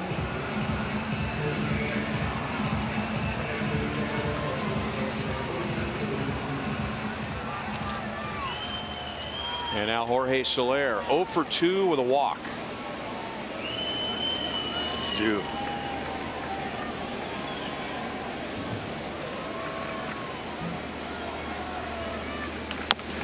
Bounced off the plate. And Escobar will go the short way with Salvador Perez running. And the Royals have stranded 9 in 7 innings. Minnesota leads 3-2.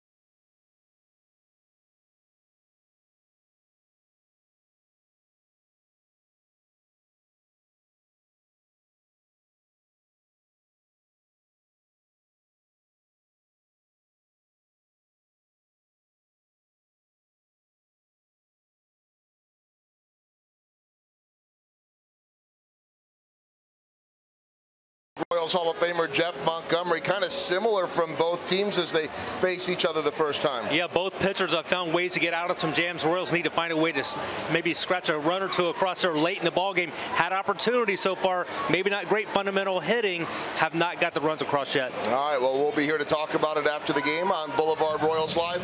And a quick birthday shout out.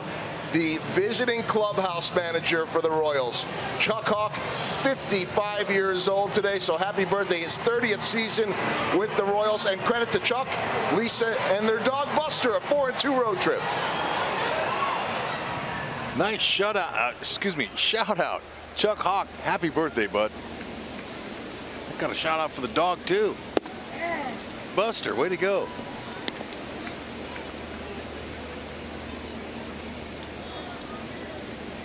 Max Kepler, Robbie Grossman, and Mitch Garver coming up against Bert Smith, who had a 5-pitch 1-2-3 7th inning, so he stays on for the 8th. Jacob Junis went 6 and gave up the 3 Minnesota runs.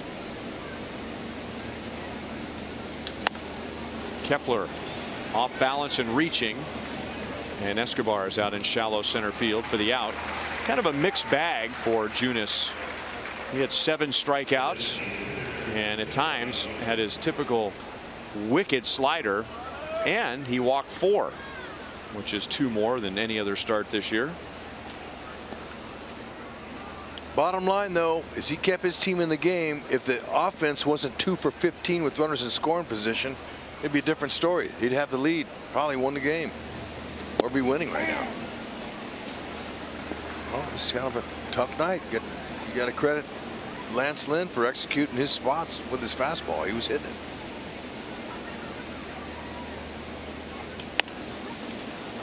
Oh, 2 on Robbie Grossman. He was 0 for 2 with one of those walks against Junis.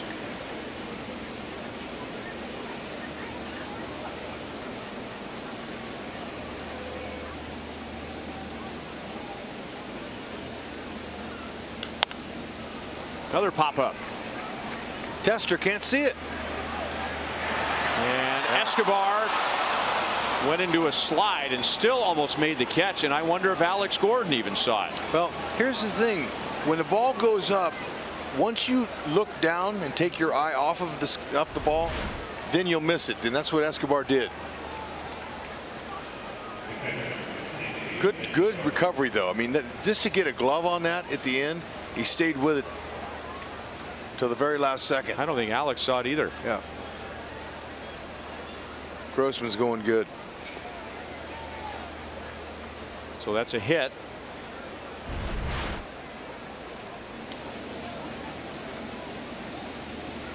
And now Mitch Garber with 1 on 1 out. He scored the go-ahead run on Dozier's base hit in the 6th inning.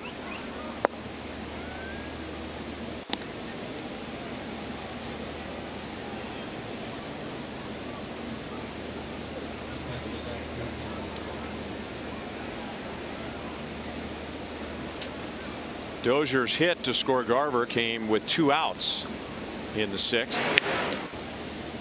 So that's the difference in the game right now, and that hit was a huge relief for Minnesota. They are one of the worst in the American League with 2 outs and runners in scoring position. Really struggled in that clutch situation.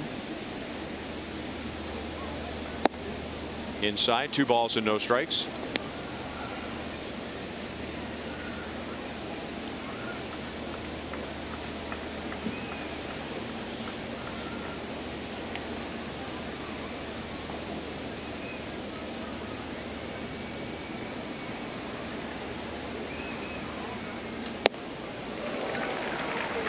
Two and 1.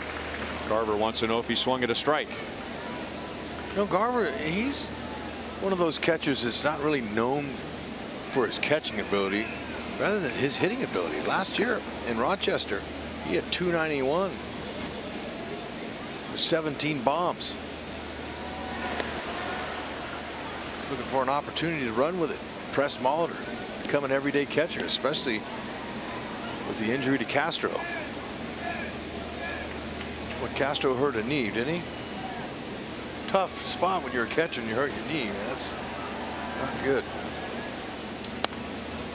2 and 2.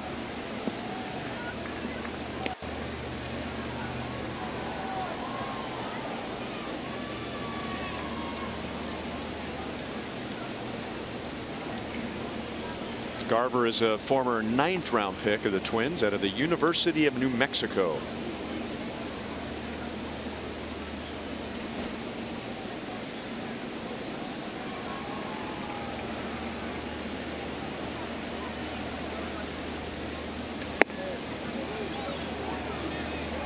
Three and 2. Sometimes that's been a floating strike zone tonight. Sometimes it's been, sometimes it hadn't.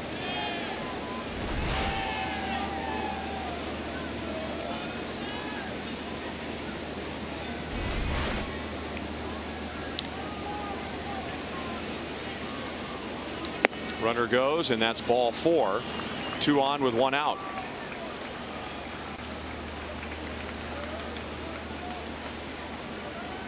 You can celebrate one of the most dynamic players in Royals history with the Bo Jackson Flex Plan. This plan gives you the ultimate flexibility with 16 ticket vouchers to use during the remainder of the season. Download the MLB Ballpark app to pick and choose which remaining games you want to attend. For more information on the Bo Jackson Flex Plan, go to Royals.com/Bo.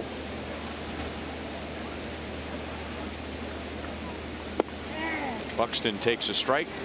He is 1 for 3. It'll be tough to double up.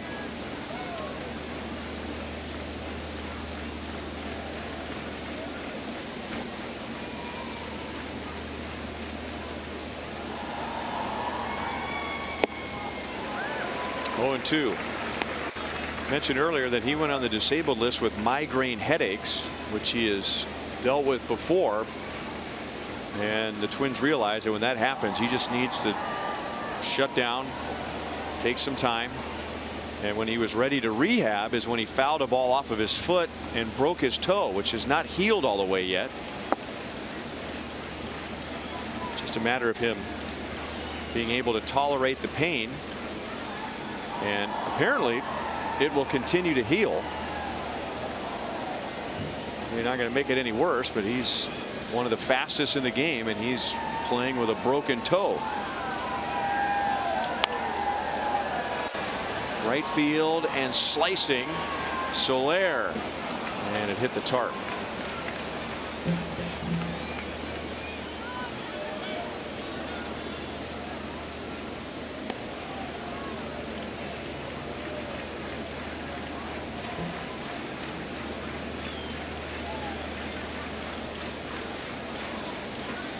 One and two.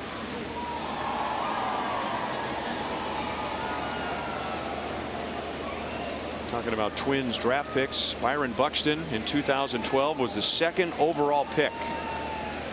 Carlos Correa went 1st overall to the Astros.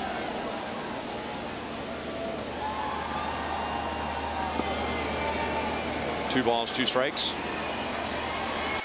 He was slow to develop into a big league hitter, and it finally started to come together for him at the end of last year. And chatting with Dick Bramer, the longtime television voice of the Twins, he said if there was an MVP award for the last 2 months of the season, Buxton would have won it. All that speed, all that athleticism translated right away on defense, but it took a while at the plate. So it was easy to think big for him this year, but he went down in the middle of April and has struggled to find his timing since. Right now he's hitting 163. Yep. Fun player to watch on defense, that's for sure. All year last year he was a human highlight reel.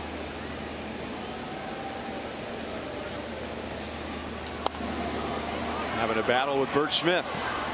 Yeah, and for 9 days of inactivity for Bert Smith, he looks good. His fastball looks crisp. He's got pretty good off-speed stuff here. He's battling.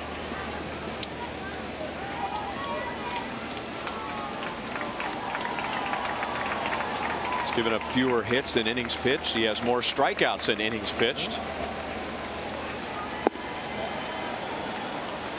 And the count goes from 0-2 to 3-2. So you give Buxton some credit, filling out the count with 2 on and 1 out. And Brian Dozier on deck.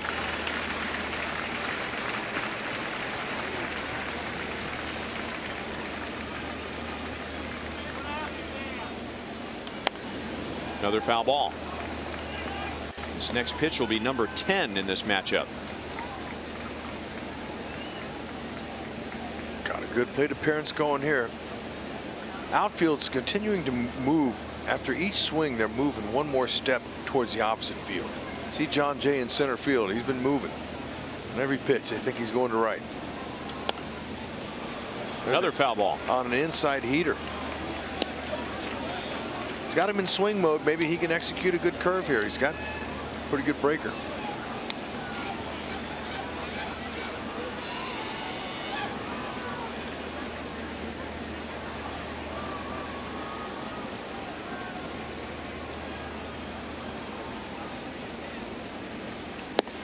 Got him with a pitch out of the strike zone.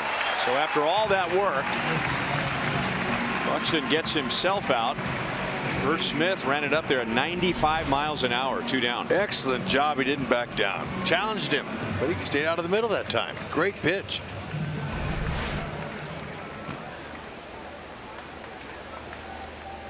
Royals are down to their last 6 outs on offense. So this is an important matchup here. Minnesota leads by 1. Brian Dozier has 2 hits, an RBI, and a run scored.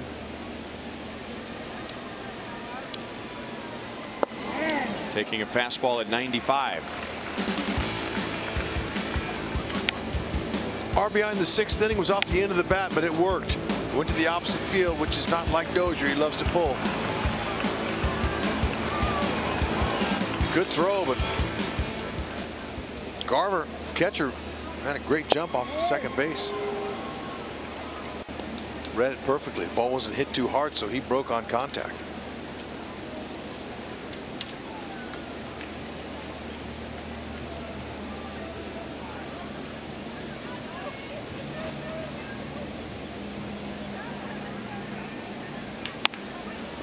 Escobar dives, keeps it on the infield, no out, but that saved a run.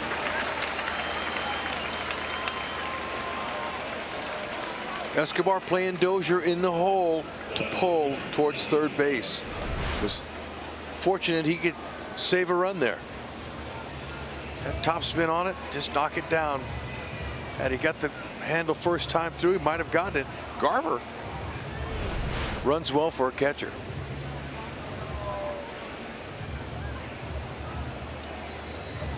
So Grossman is at third. He was on with a 1-out single. Garver's at second with a walk. And Dozier with an infield single, his third hit of the night. Chatting with first base coach Jeff Smith, and now Cal Eldred with Salvador Perez is out to chat with Bert Smith before they face Eddie Rosario. He is 0 for 3 with a walk and a couple of strikeouts. All of those plate appearances were against Jacob Junis.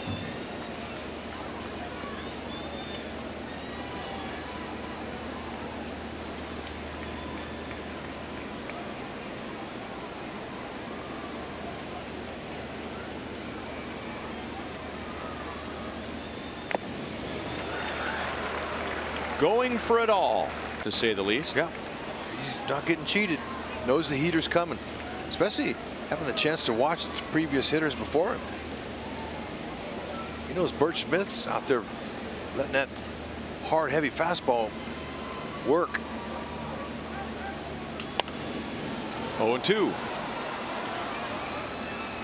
Hitters love guys that challenge them with fastballs. It eliminates the thinking.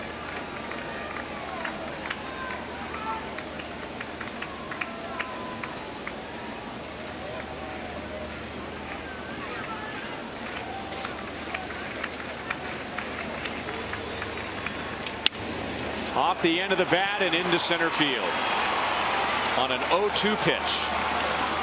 And now Minnesota leads by 3, and another run comes to the plate.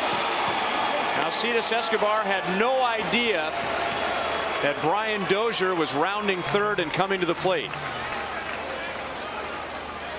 Got to credit third base coach for the Minnesota Twins, Gene Glenn.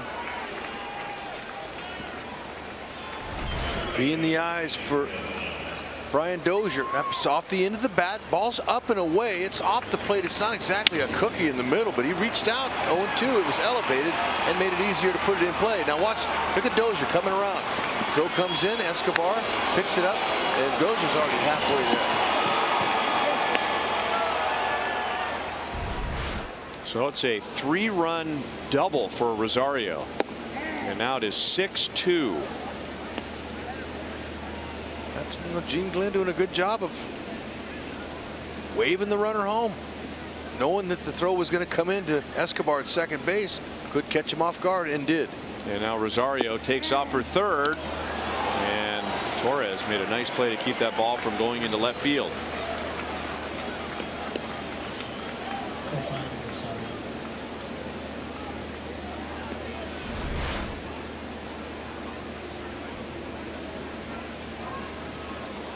Yeah, it's a nice athletic play there to save another run.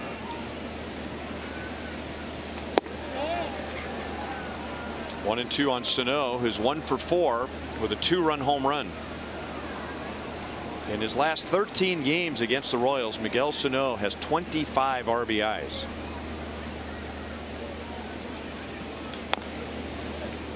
Still 1 and 2.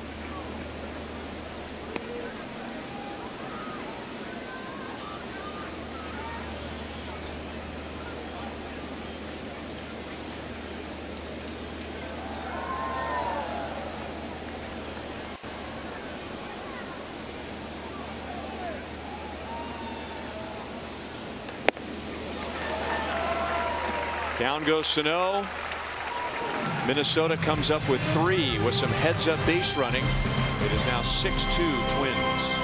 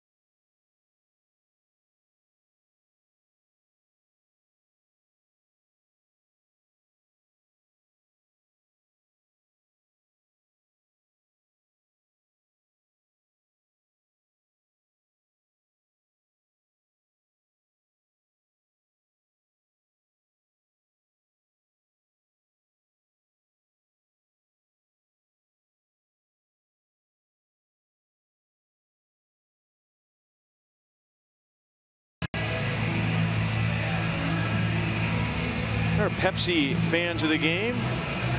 Patriotic softball uniforms. Does that say Nitro? Looks like it. Yeah, they're even getting a wave. Brought their gloves. Sitting out in left field. Zach Duke will get the bottom of the 8th inning. Dozier, Gordon, and Escobar coming up. Look at Duke. He's got more strikeouts than innings pitched. And he's a veteran guy. Been around a long time, Zach Duke. 35 years young. 6'2", 210. Keeps himself in great shape. Fastball, curveball, changeup. He's got a good curve. There's the change. And he'll go 88 to 93.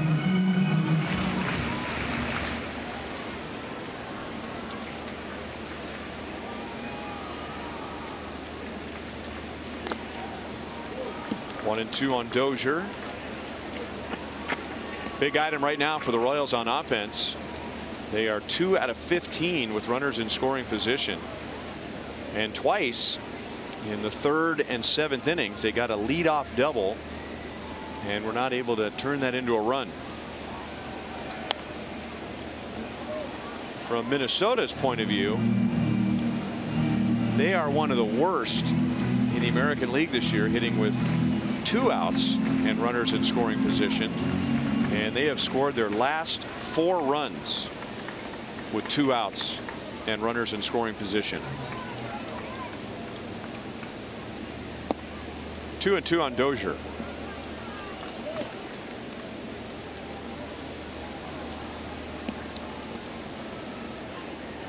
Eddie Rosario with a hustling 3-run double to put Minnesota ahead by 4. Now Dozier lifts it to right. Kepler is there for the out. Tonight's copyrighted telecast is presented by authority of the Kansas City Royals. It may not be reproduced or retransmitted in any form, and the accounts and descriptions of this game may not be disseminated without the express written consent of the Kansas City Royals Baseball Club. Ryan Lefevre, Rex Hudler with Joel Goldberg and Jeff Montgomery. Director Steve Kurtenbach. Producer Kevin Cedergren. Associate producers Al Broughton, Sam Abramson, and Dave Holtzman. And the producer of Royals Live is Casey Carter. Alex Gordon is 2 out of 3 with 2 singles.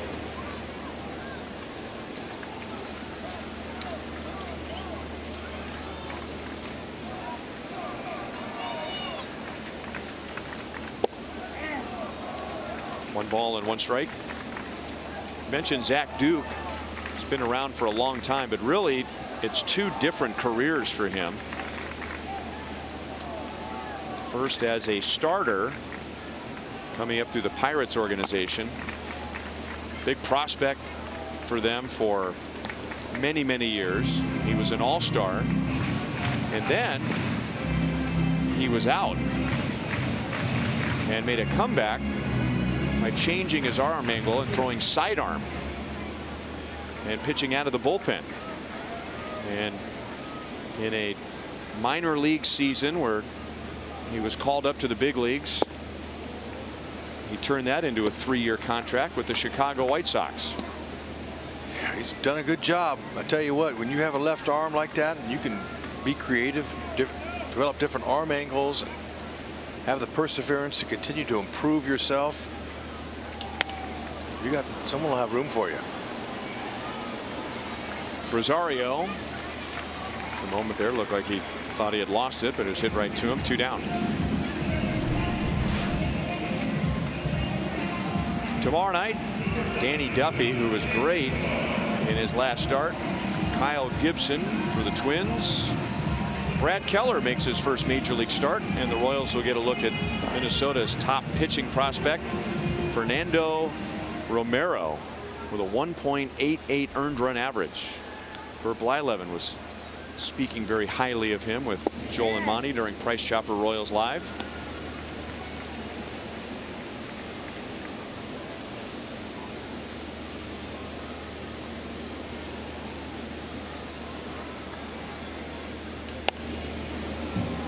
Two on Escobar. There's Danny taking in tonight's action from the dugout. Here's his last start on Thursday against the Rangers. 1 run and 7 2/3 innings.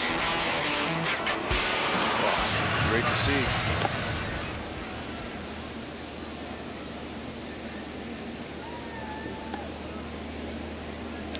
Using more fastballs. See Eric Skoglund right behind him, and Royals got very good news about Eric Skoglund today. Went on the disabled list 2 days ago with a sprained ligament in his elbow, the one that requires Tommy John surgery when it's torn. And he had an MRI here in Kansas City earlier today, and it is a grade 1 sprain, which is the lowest sprain with a little bit of fluid buildup in there. So that was the best case scenario. Yeah, that's fantastic news. I tell you, he's worked hard. Didn't want to see an end to his season, and he won't. Now he'll get back in there. Eske thinks it hit him.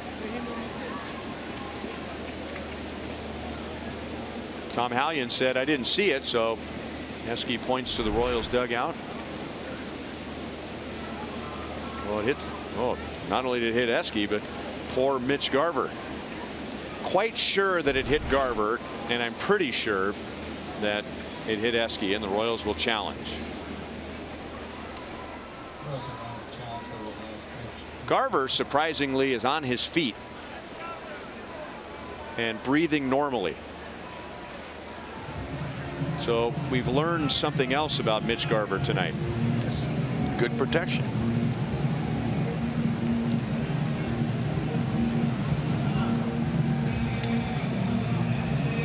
Where did it get him? Did he get that front foot? No, the back foot. Yeah, he got his toe.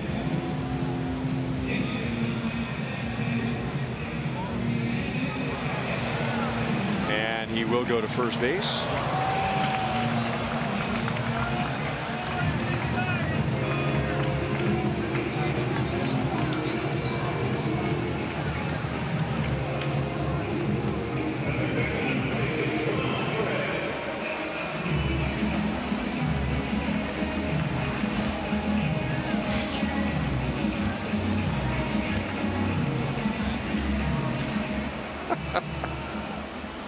Little fun there between our director Steve Kurtenbach and me.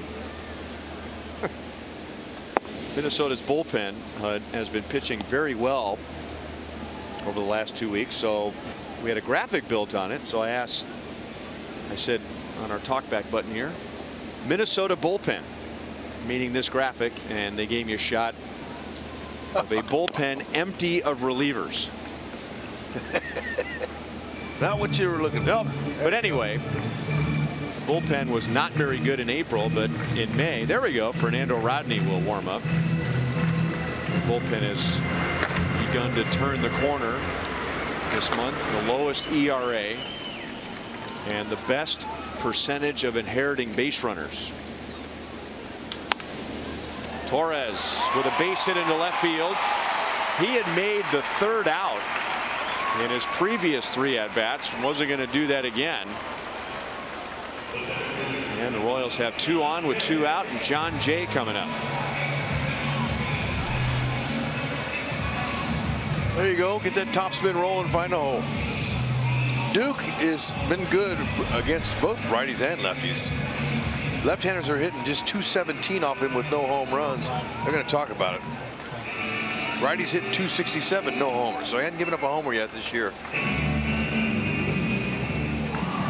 John Jay grounded out in his first at-bat and then doubled in each of his next 3 at-bats. Yeah, this really good swings tonight. I mean, he's not missing them. He's in great form. He's staying inside the ball. He's using the whole field. That impressive when that last one there. He went all. This one here, whew, that's opposite field. Warning track.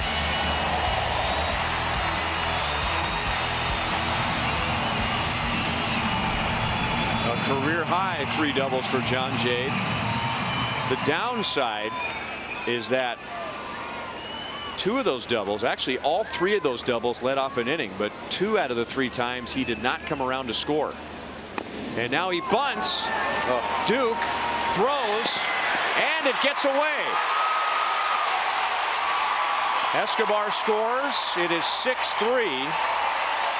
Torres goes to third, and John Jay has a 4-hit game. Man, great touch. That's what you do. You know what? He's got a lot of talent. He can do just about anything. Now, he loves to bunt. That's a bunt for a base hit, obviously. Duke with a fantastic play. Just whipped the throw, pulled it a little bit. And that's a hit and an error. So Jay gets a hit. That gets him to first. Escobar scores on the error 1. Torres goes to third on the same error. And now first and third, Whit Merrifield's coming up, and Paul Molitor is coming out, and he's going to ask his closer Fernando Rodney to get a 4-out save. Or is he? Rodney came off the mound and was about to walk through the gate, and then he walked back to the mound. Now the call has been made.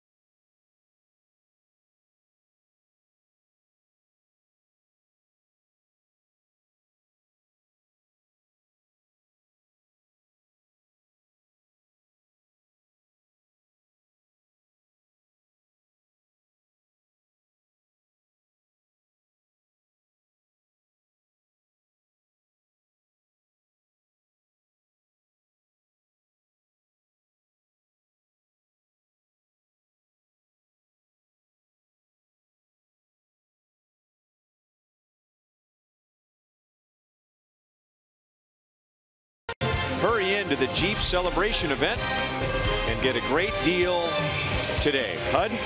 Hey, somewhere up there, there's a man on the moon. He's smiling, but not if he's a Royals fan. He's not. Maybe something can get going right here. Whitley can put a jolt in one from Fernando Rodney. Beautiful full moon. Maybe it's time. Rodney, you can check him out. He's a veteran. I mean, 41 years old. This guy, he's 93 to 95 with his fastball, slider, great changeup. Opponents hit just 222 off him. It's been almost exactly 2 years since he got his last 4-out save.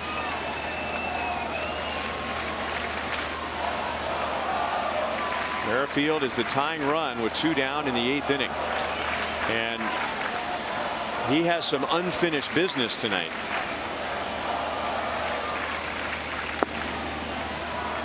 Witt came up after John Jay's leadoff double in the 3rd inning and was not able to get him to 3rd. Nor was he able to get him to 3rd in the 7th inning after John Jay had a leadoff double. So he has a chance to make up for that right here. And he grounds it past Sano. So it's 6-4. And now the tying run is on, and the go-ahead run is coming to the plate.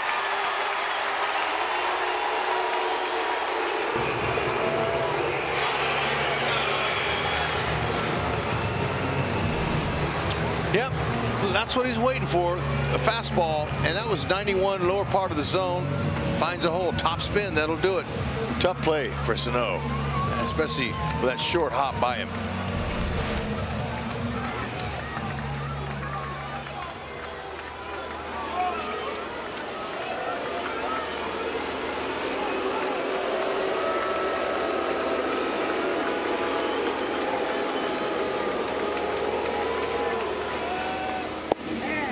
Fastball at 92 is in for a strike. Mike Moustakas tied the game at 2 in the 5th inning with a double to center field. He's 1 for 4. One of his outs was a line out to left, so he's had 2 good swings tonight. Speed on the bases. That's too low. 1 ball, 1 strike. Rodney has an excellent changeup, but you know, if he floats one up there and Moose happens to be looking for it, if it's elevated, it can be hit pretty hard, but staying with the heaters. That's a surprise. 2 guys who've been around for a while, and Mike Moustakas has only had 2 at-bats against Rodney. 2-1. Changeup. Only seen a couple of batters, but it appears his changeup isn't on tonight. He's missed with a couple. That one he missed badly. And when that pitch is on, he's a handful. It is, and he'll throw it every time when it's on. So Moose, go ahead and look firm and adjust.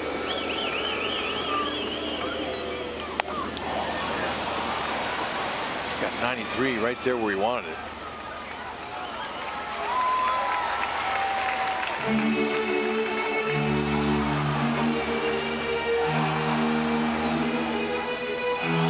$18,572 are here tonight.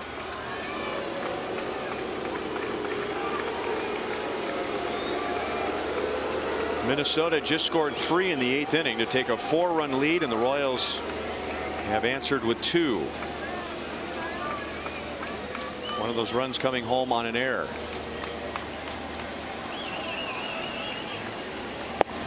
Strike over the inside. So it's a 2-run game to the top of the 9th inning.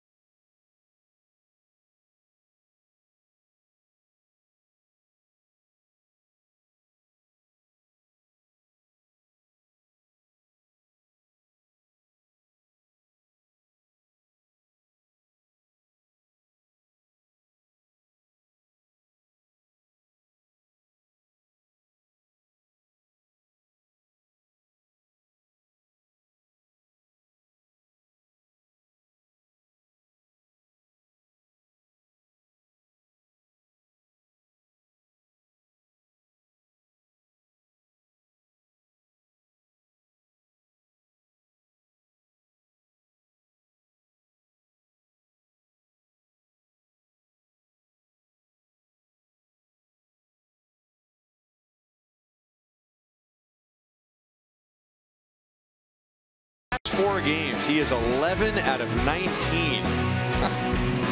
6 of those 11 hits are for extra bases. He's driven in 7.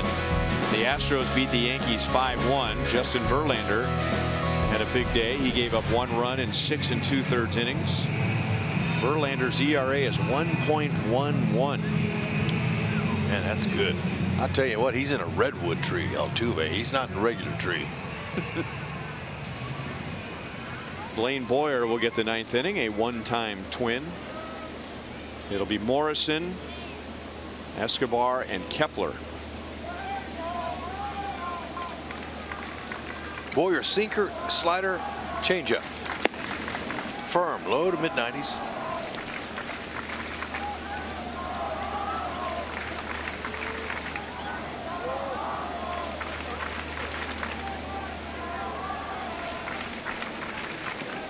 Morrison is 0 for 2 with 2 walks.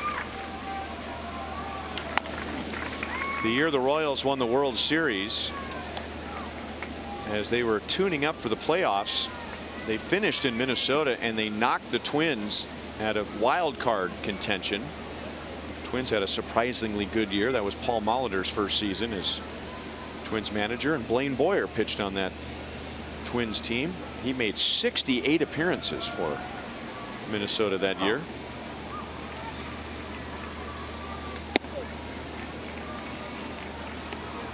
Two balls, 1 strike.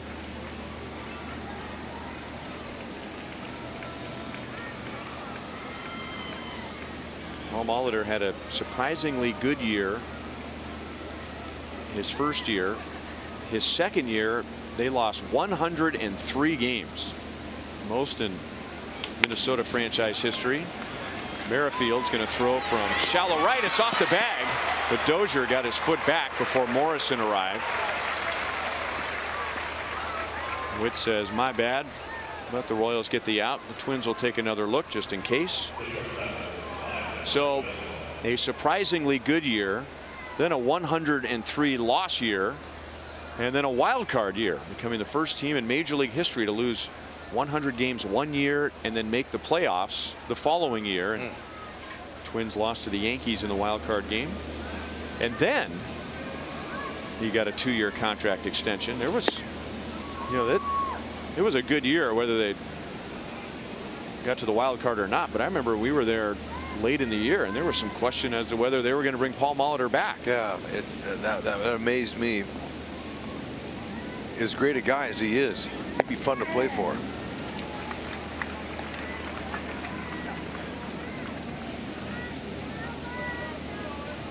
Baseball Hall of Famer in 2004.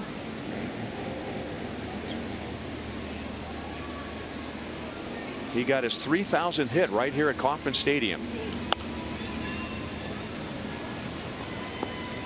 Off of Jose Rosado. One of 3 players in history with 3,000 hits, 600 or more doubles, 500 or more stolen bases. And it's been a while. I mean, you go from Cobb and Wagner and then nobody until Paul Molitor. And look at him, great shape. Escobar's down on strikes, 2 away.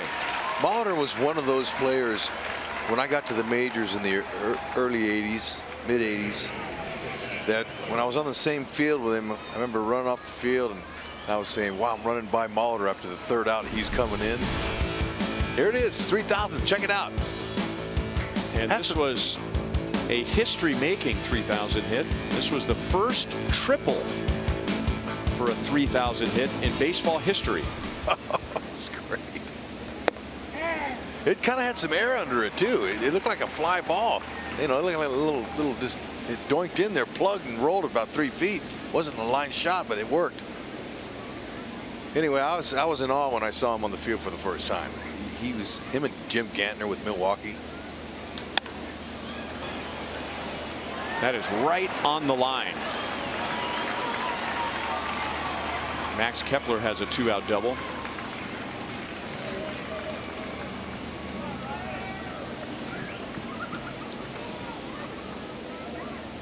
Another Hall of Famer, Robin Yount, was on that team too.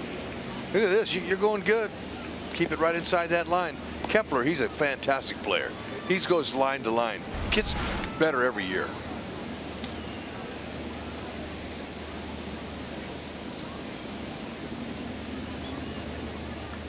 Royals are down by 2 and they want to keep it there. With 3 outs to go on offense, the Royals have Perez, Soler, and Dozier coming up in the bottom of the 9th.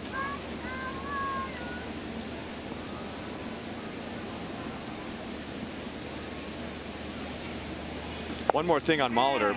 I got to broadcast that year in '96. He was 39 years old. And he had a streak of 36 stolen bases. And that year he had 100 RBIs with fewer than 10 home runs. Oh, man. How about that for clutch hits? Yeah, I'd like to see his RISP average. Boy, that's hitting them where they ain't. 0-2 on Grossman.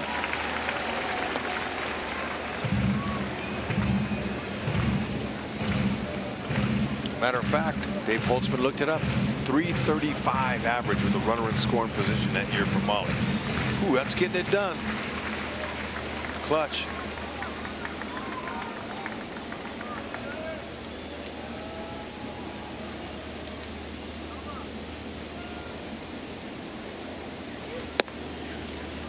A little bit outside, 1 ball, 2 strikes. He and Ned Yost were teammates in Milwaukee on that '82 team that advanced to the World Series and lost to the Cardinals back when the Brewers were in the American League.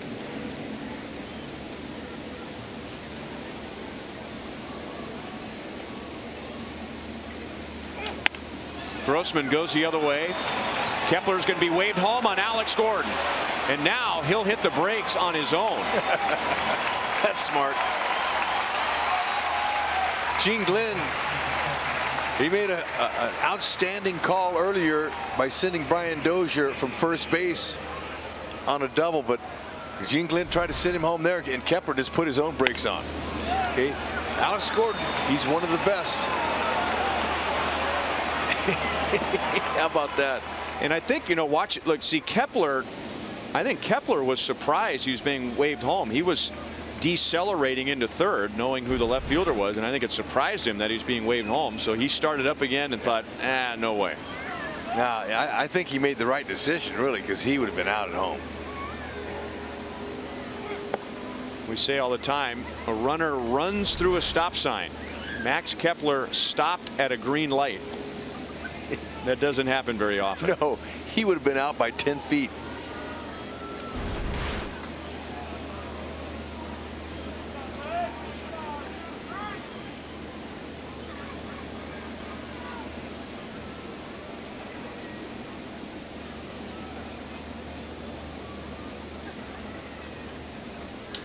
And now Garver hits it to the gap. That will roll deep. And the Royals 2 runs in the bottom of the 8th are out the window. Minnesota has another 4-run lead. This all started with 2 outs and nobody on.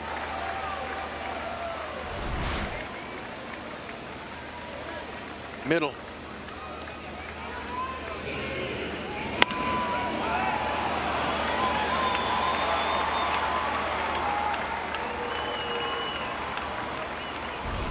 So again, there's one number that summed up Minnesota's problems this year on offense.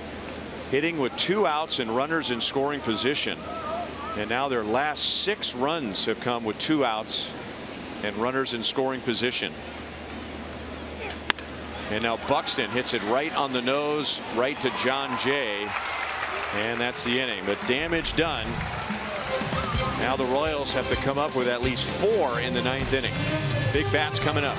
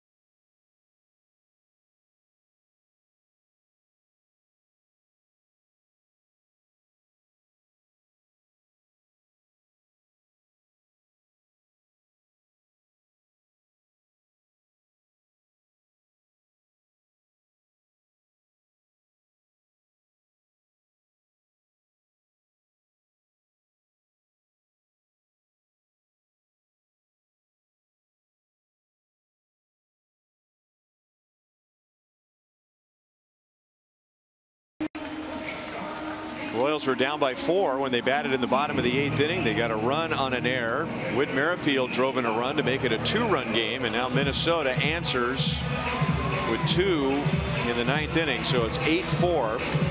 Salvador Perez, Jorge Soler, and Hunter Dozier coming up. There was nothing in the first 4 innings, and then both teams scored 2 in the 5th, and now scoring late. Left on base has been a big item for both teams. Minnesota stranded 10. The Royals have left 11.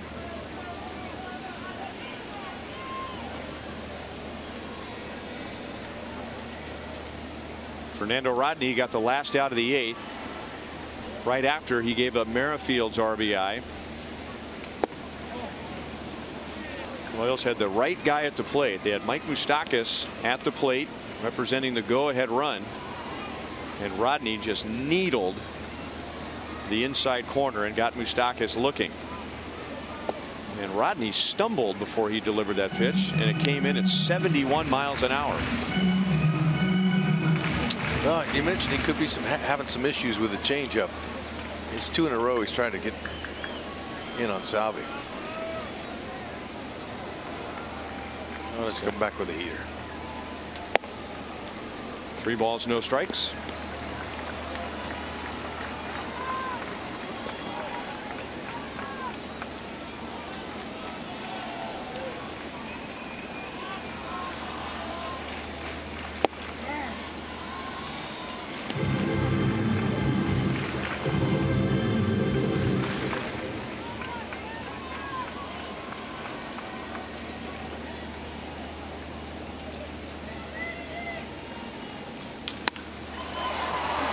To center field. Didn't sound like he got it, and Buxton camps in front of the warning track. 1 down in the 9th inning.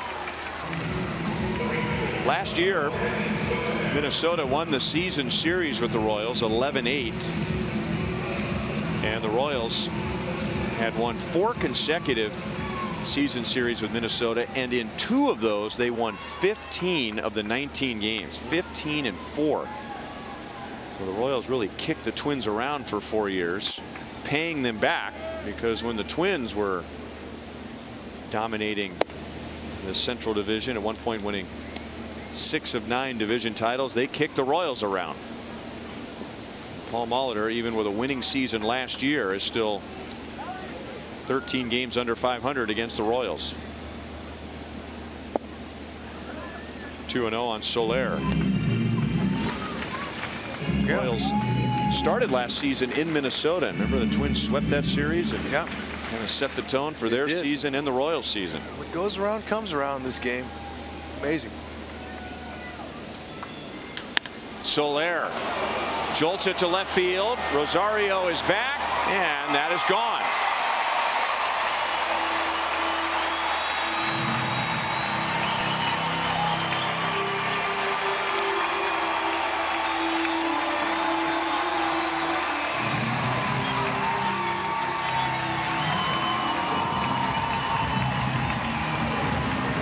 Want to know what happens when he gets his arms extended? There you go. There's a fastball at 94 on the outer half of the plate. Watch his arms get that bat out there and barrel it.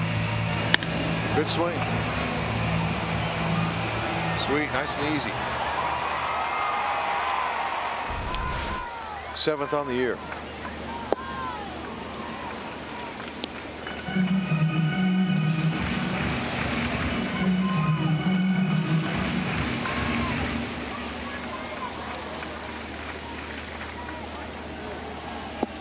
There's the changeup. It's 2 in a row. Dozier's getting a little taste of what it's like coming from one of the best closers in a long time with a changeup like his. 104. Exit velocity 411.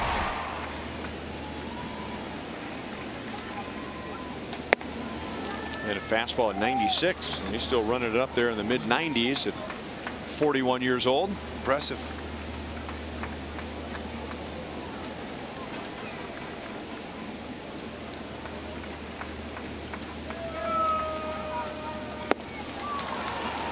Two outs in the 9th inning. That is Rodney's 2nd strikeout.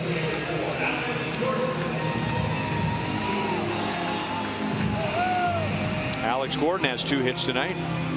2 singles and 2 fly balls to left field.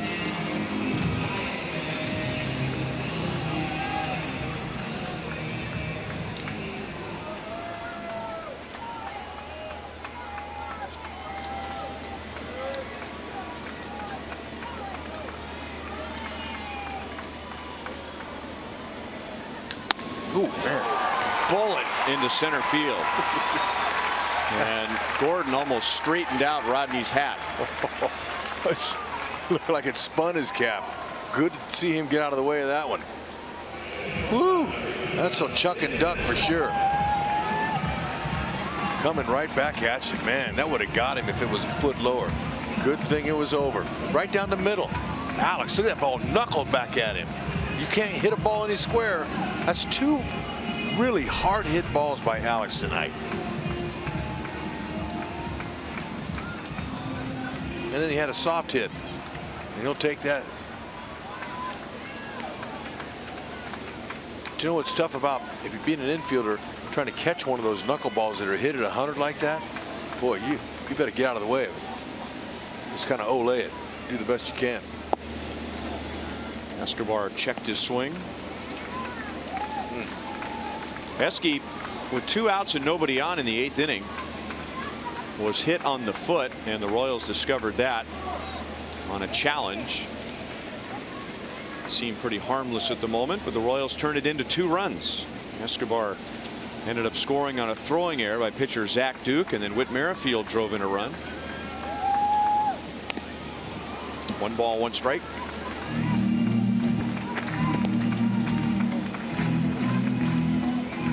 And then that turned the connoisseur of replay and making him 13 for 15 this year in replays. Fantastic. Bill Duplessis. Good job. Way to go. Stay hot.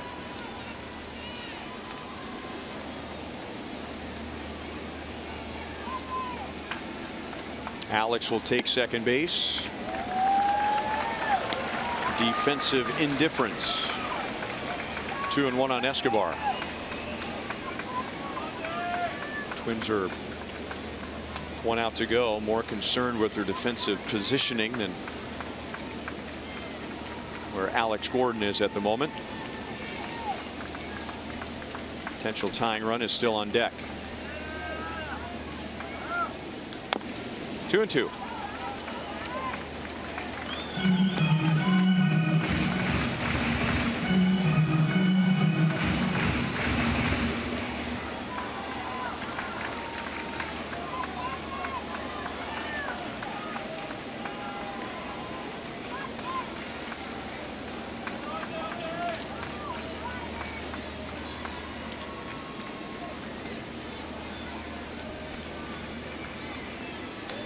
Fastball 97 miles an hour and out of the strike zone. So Rodney shoots his arrow and picks up a save, a 4-out save. Minnesota scored 5 runs in the last 2 innings, and they take game 1 8-5, putting an end to a 4-game losing streak. They scored 5 runs over the weekend in Seattle, and they get 8 at Kauffman Stadium tonight. We'll be right back.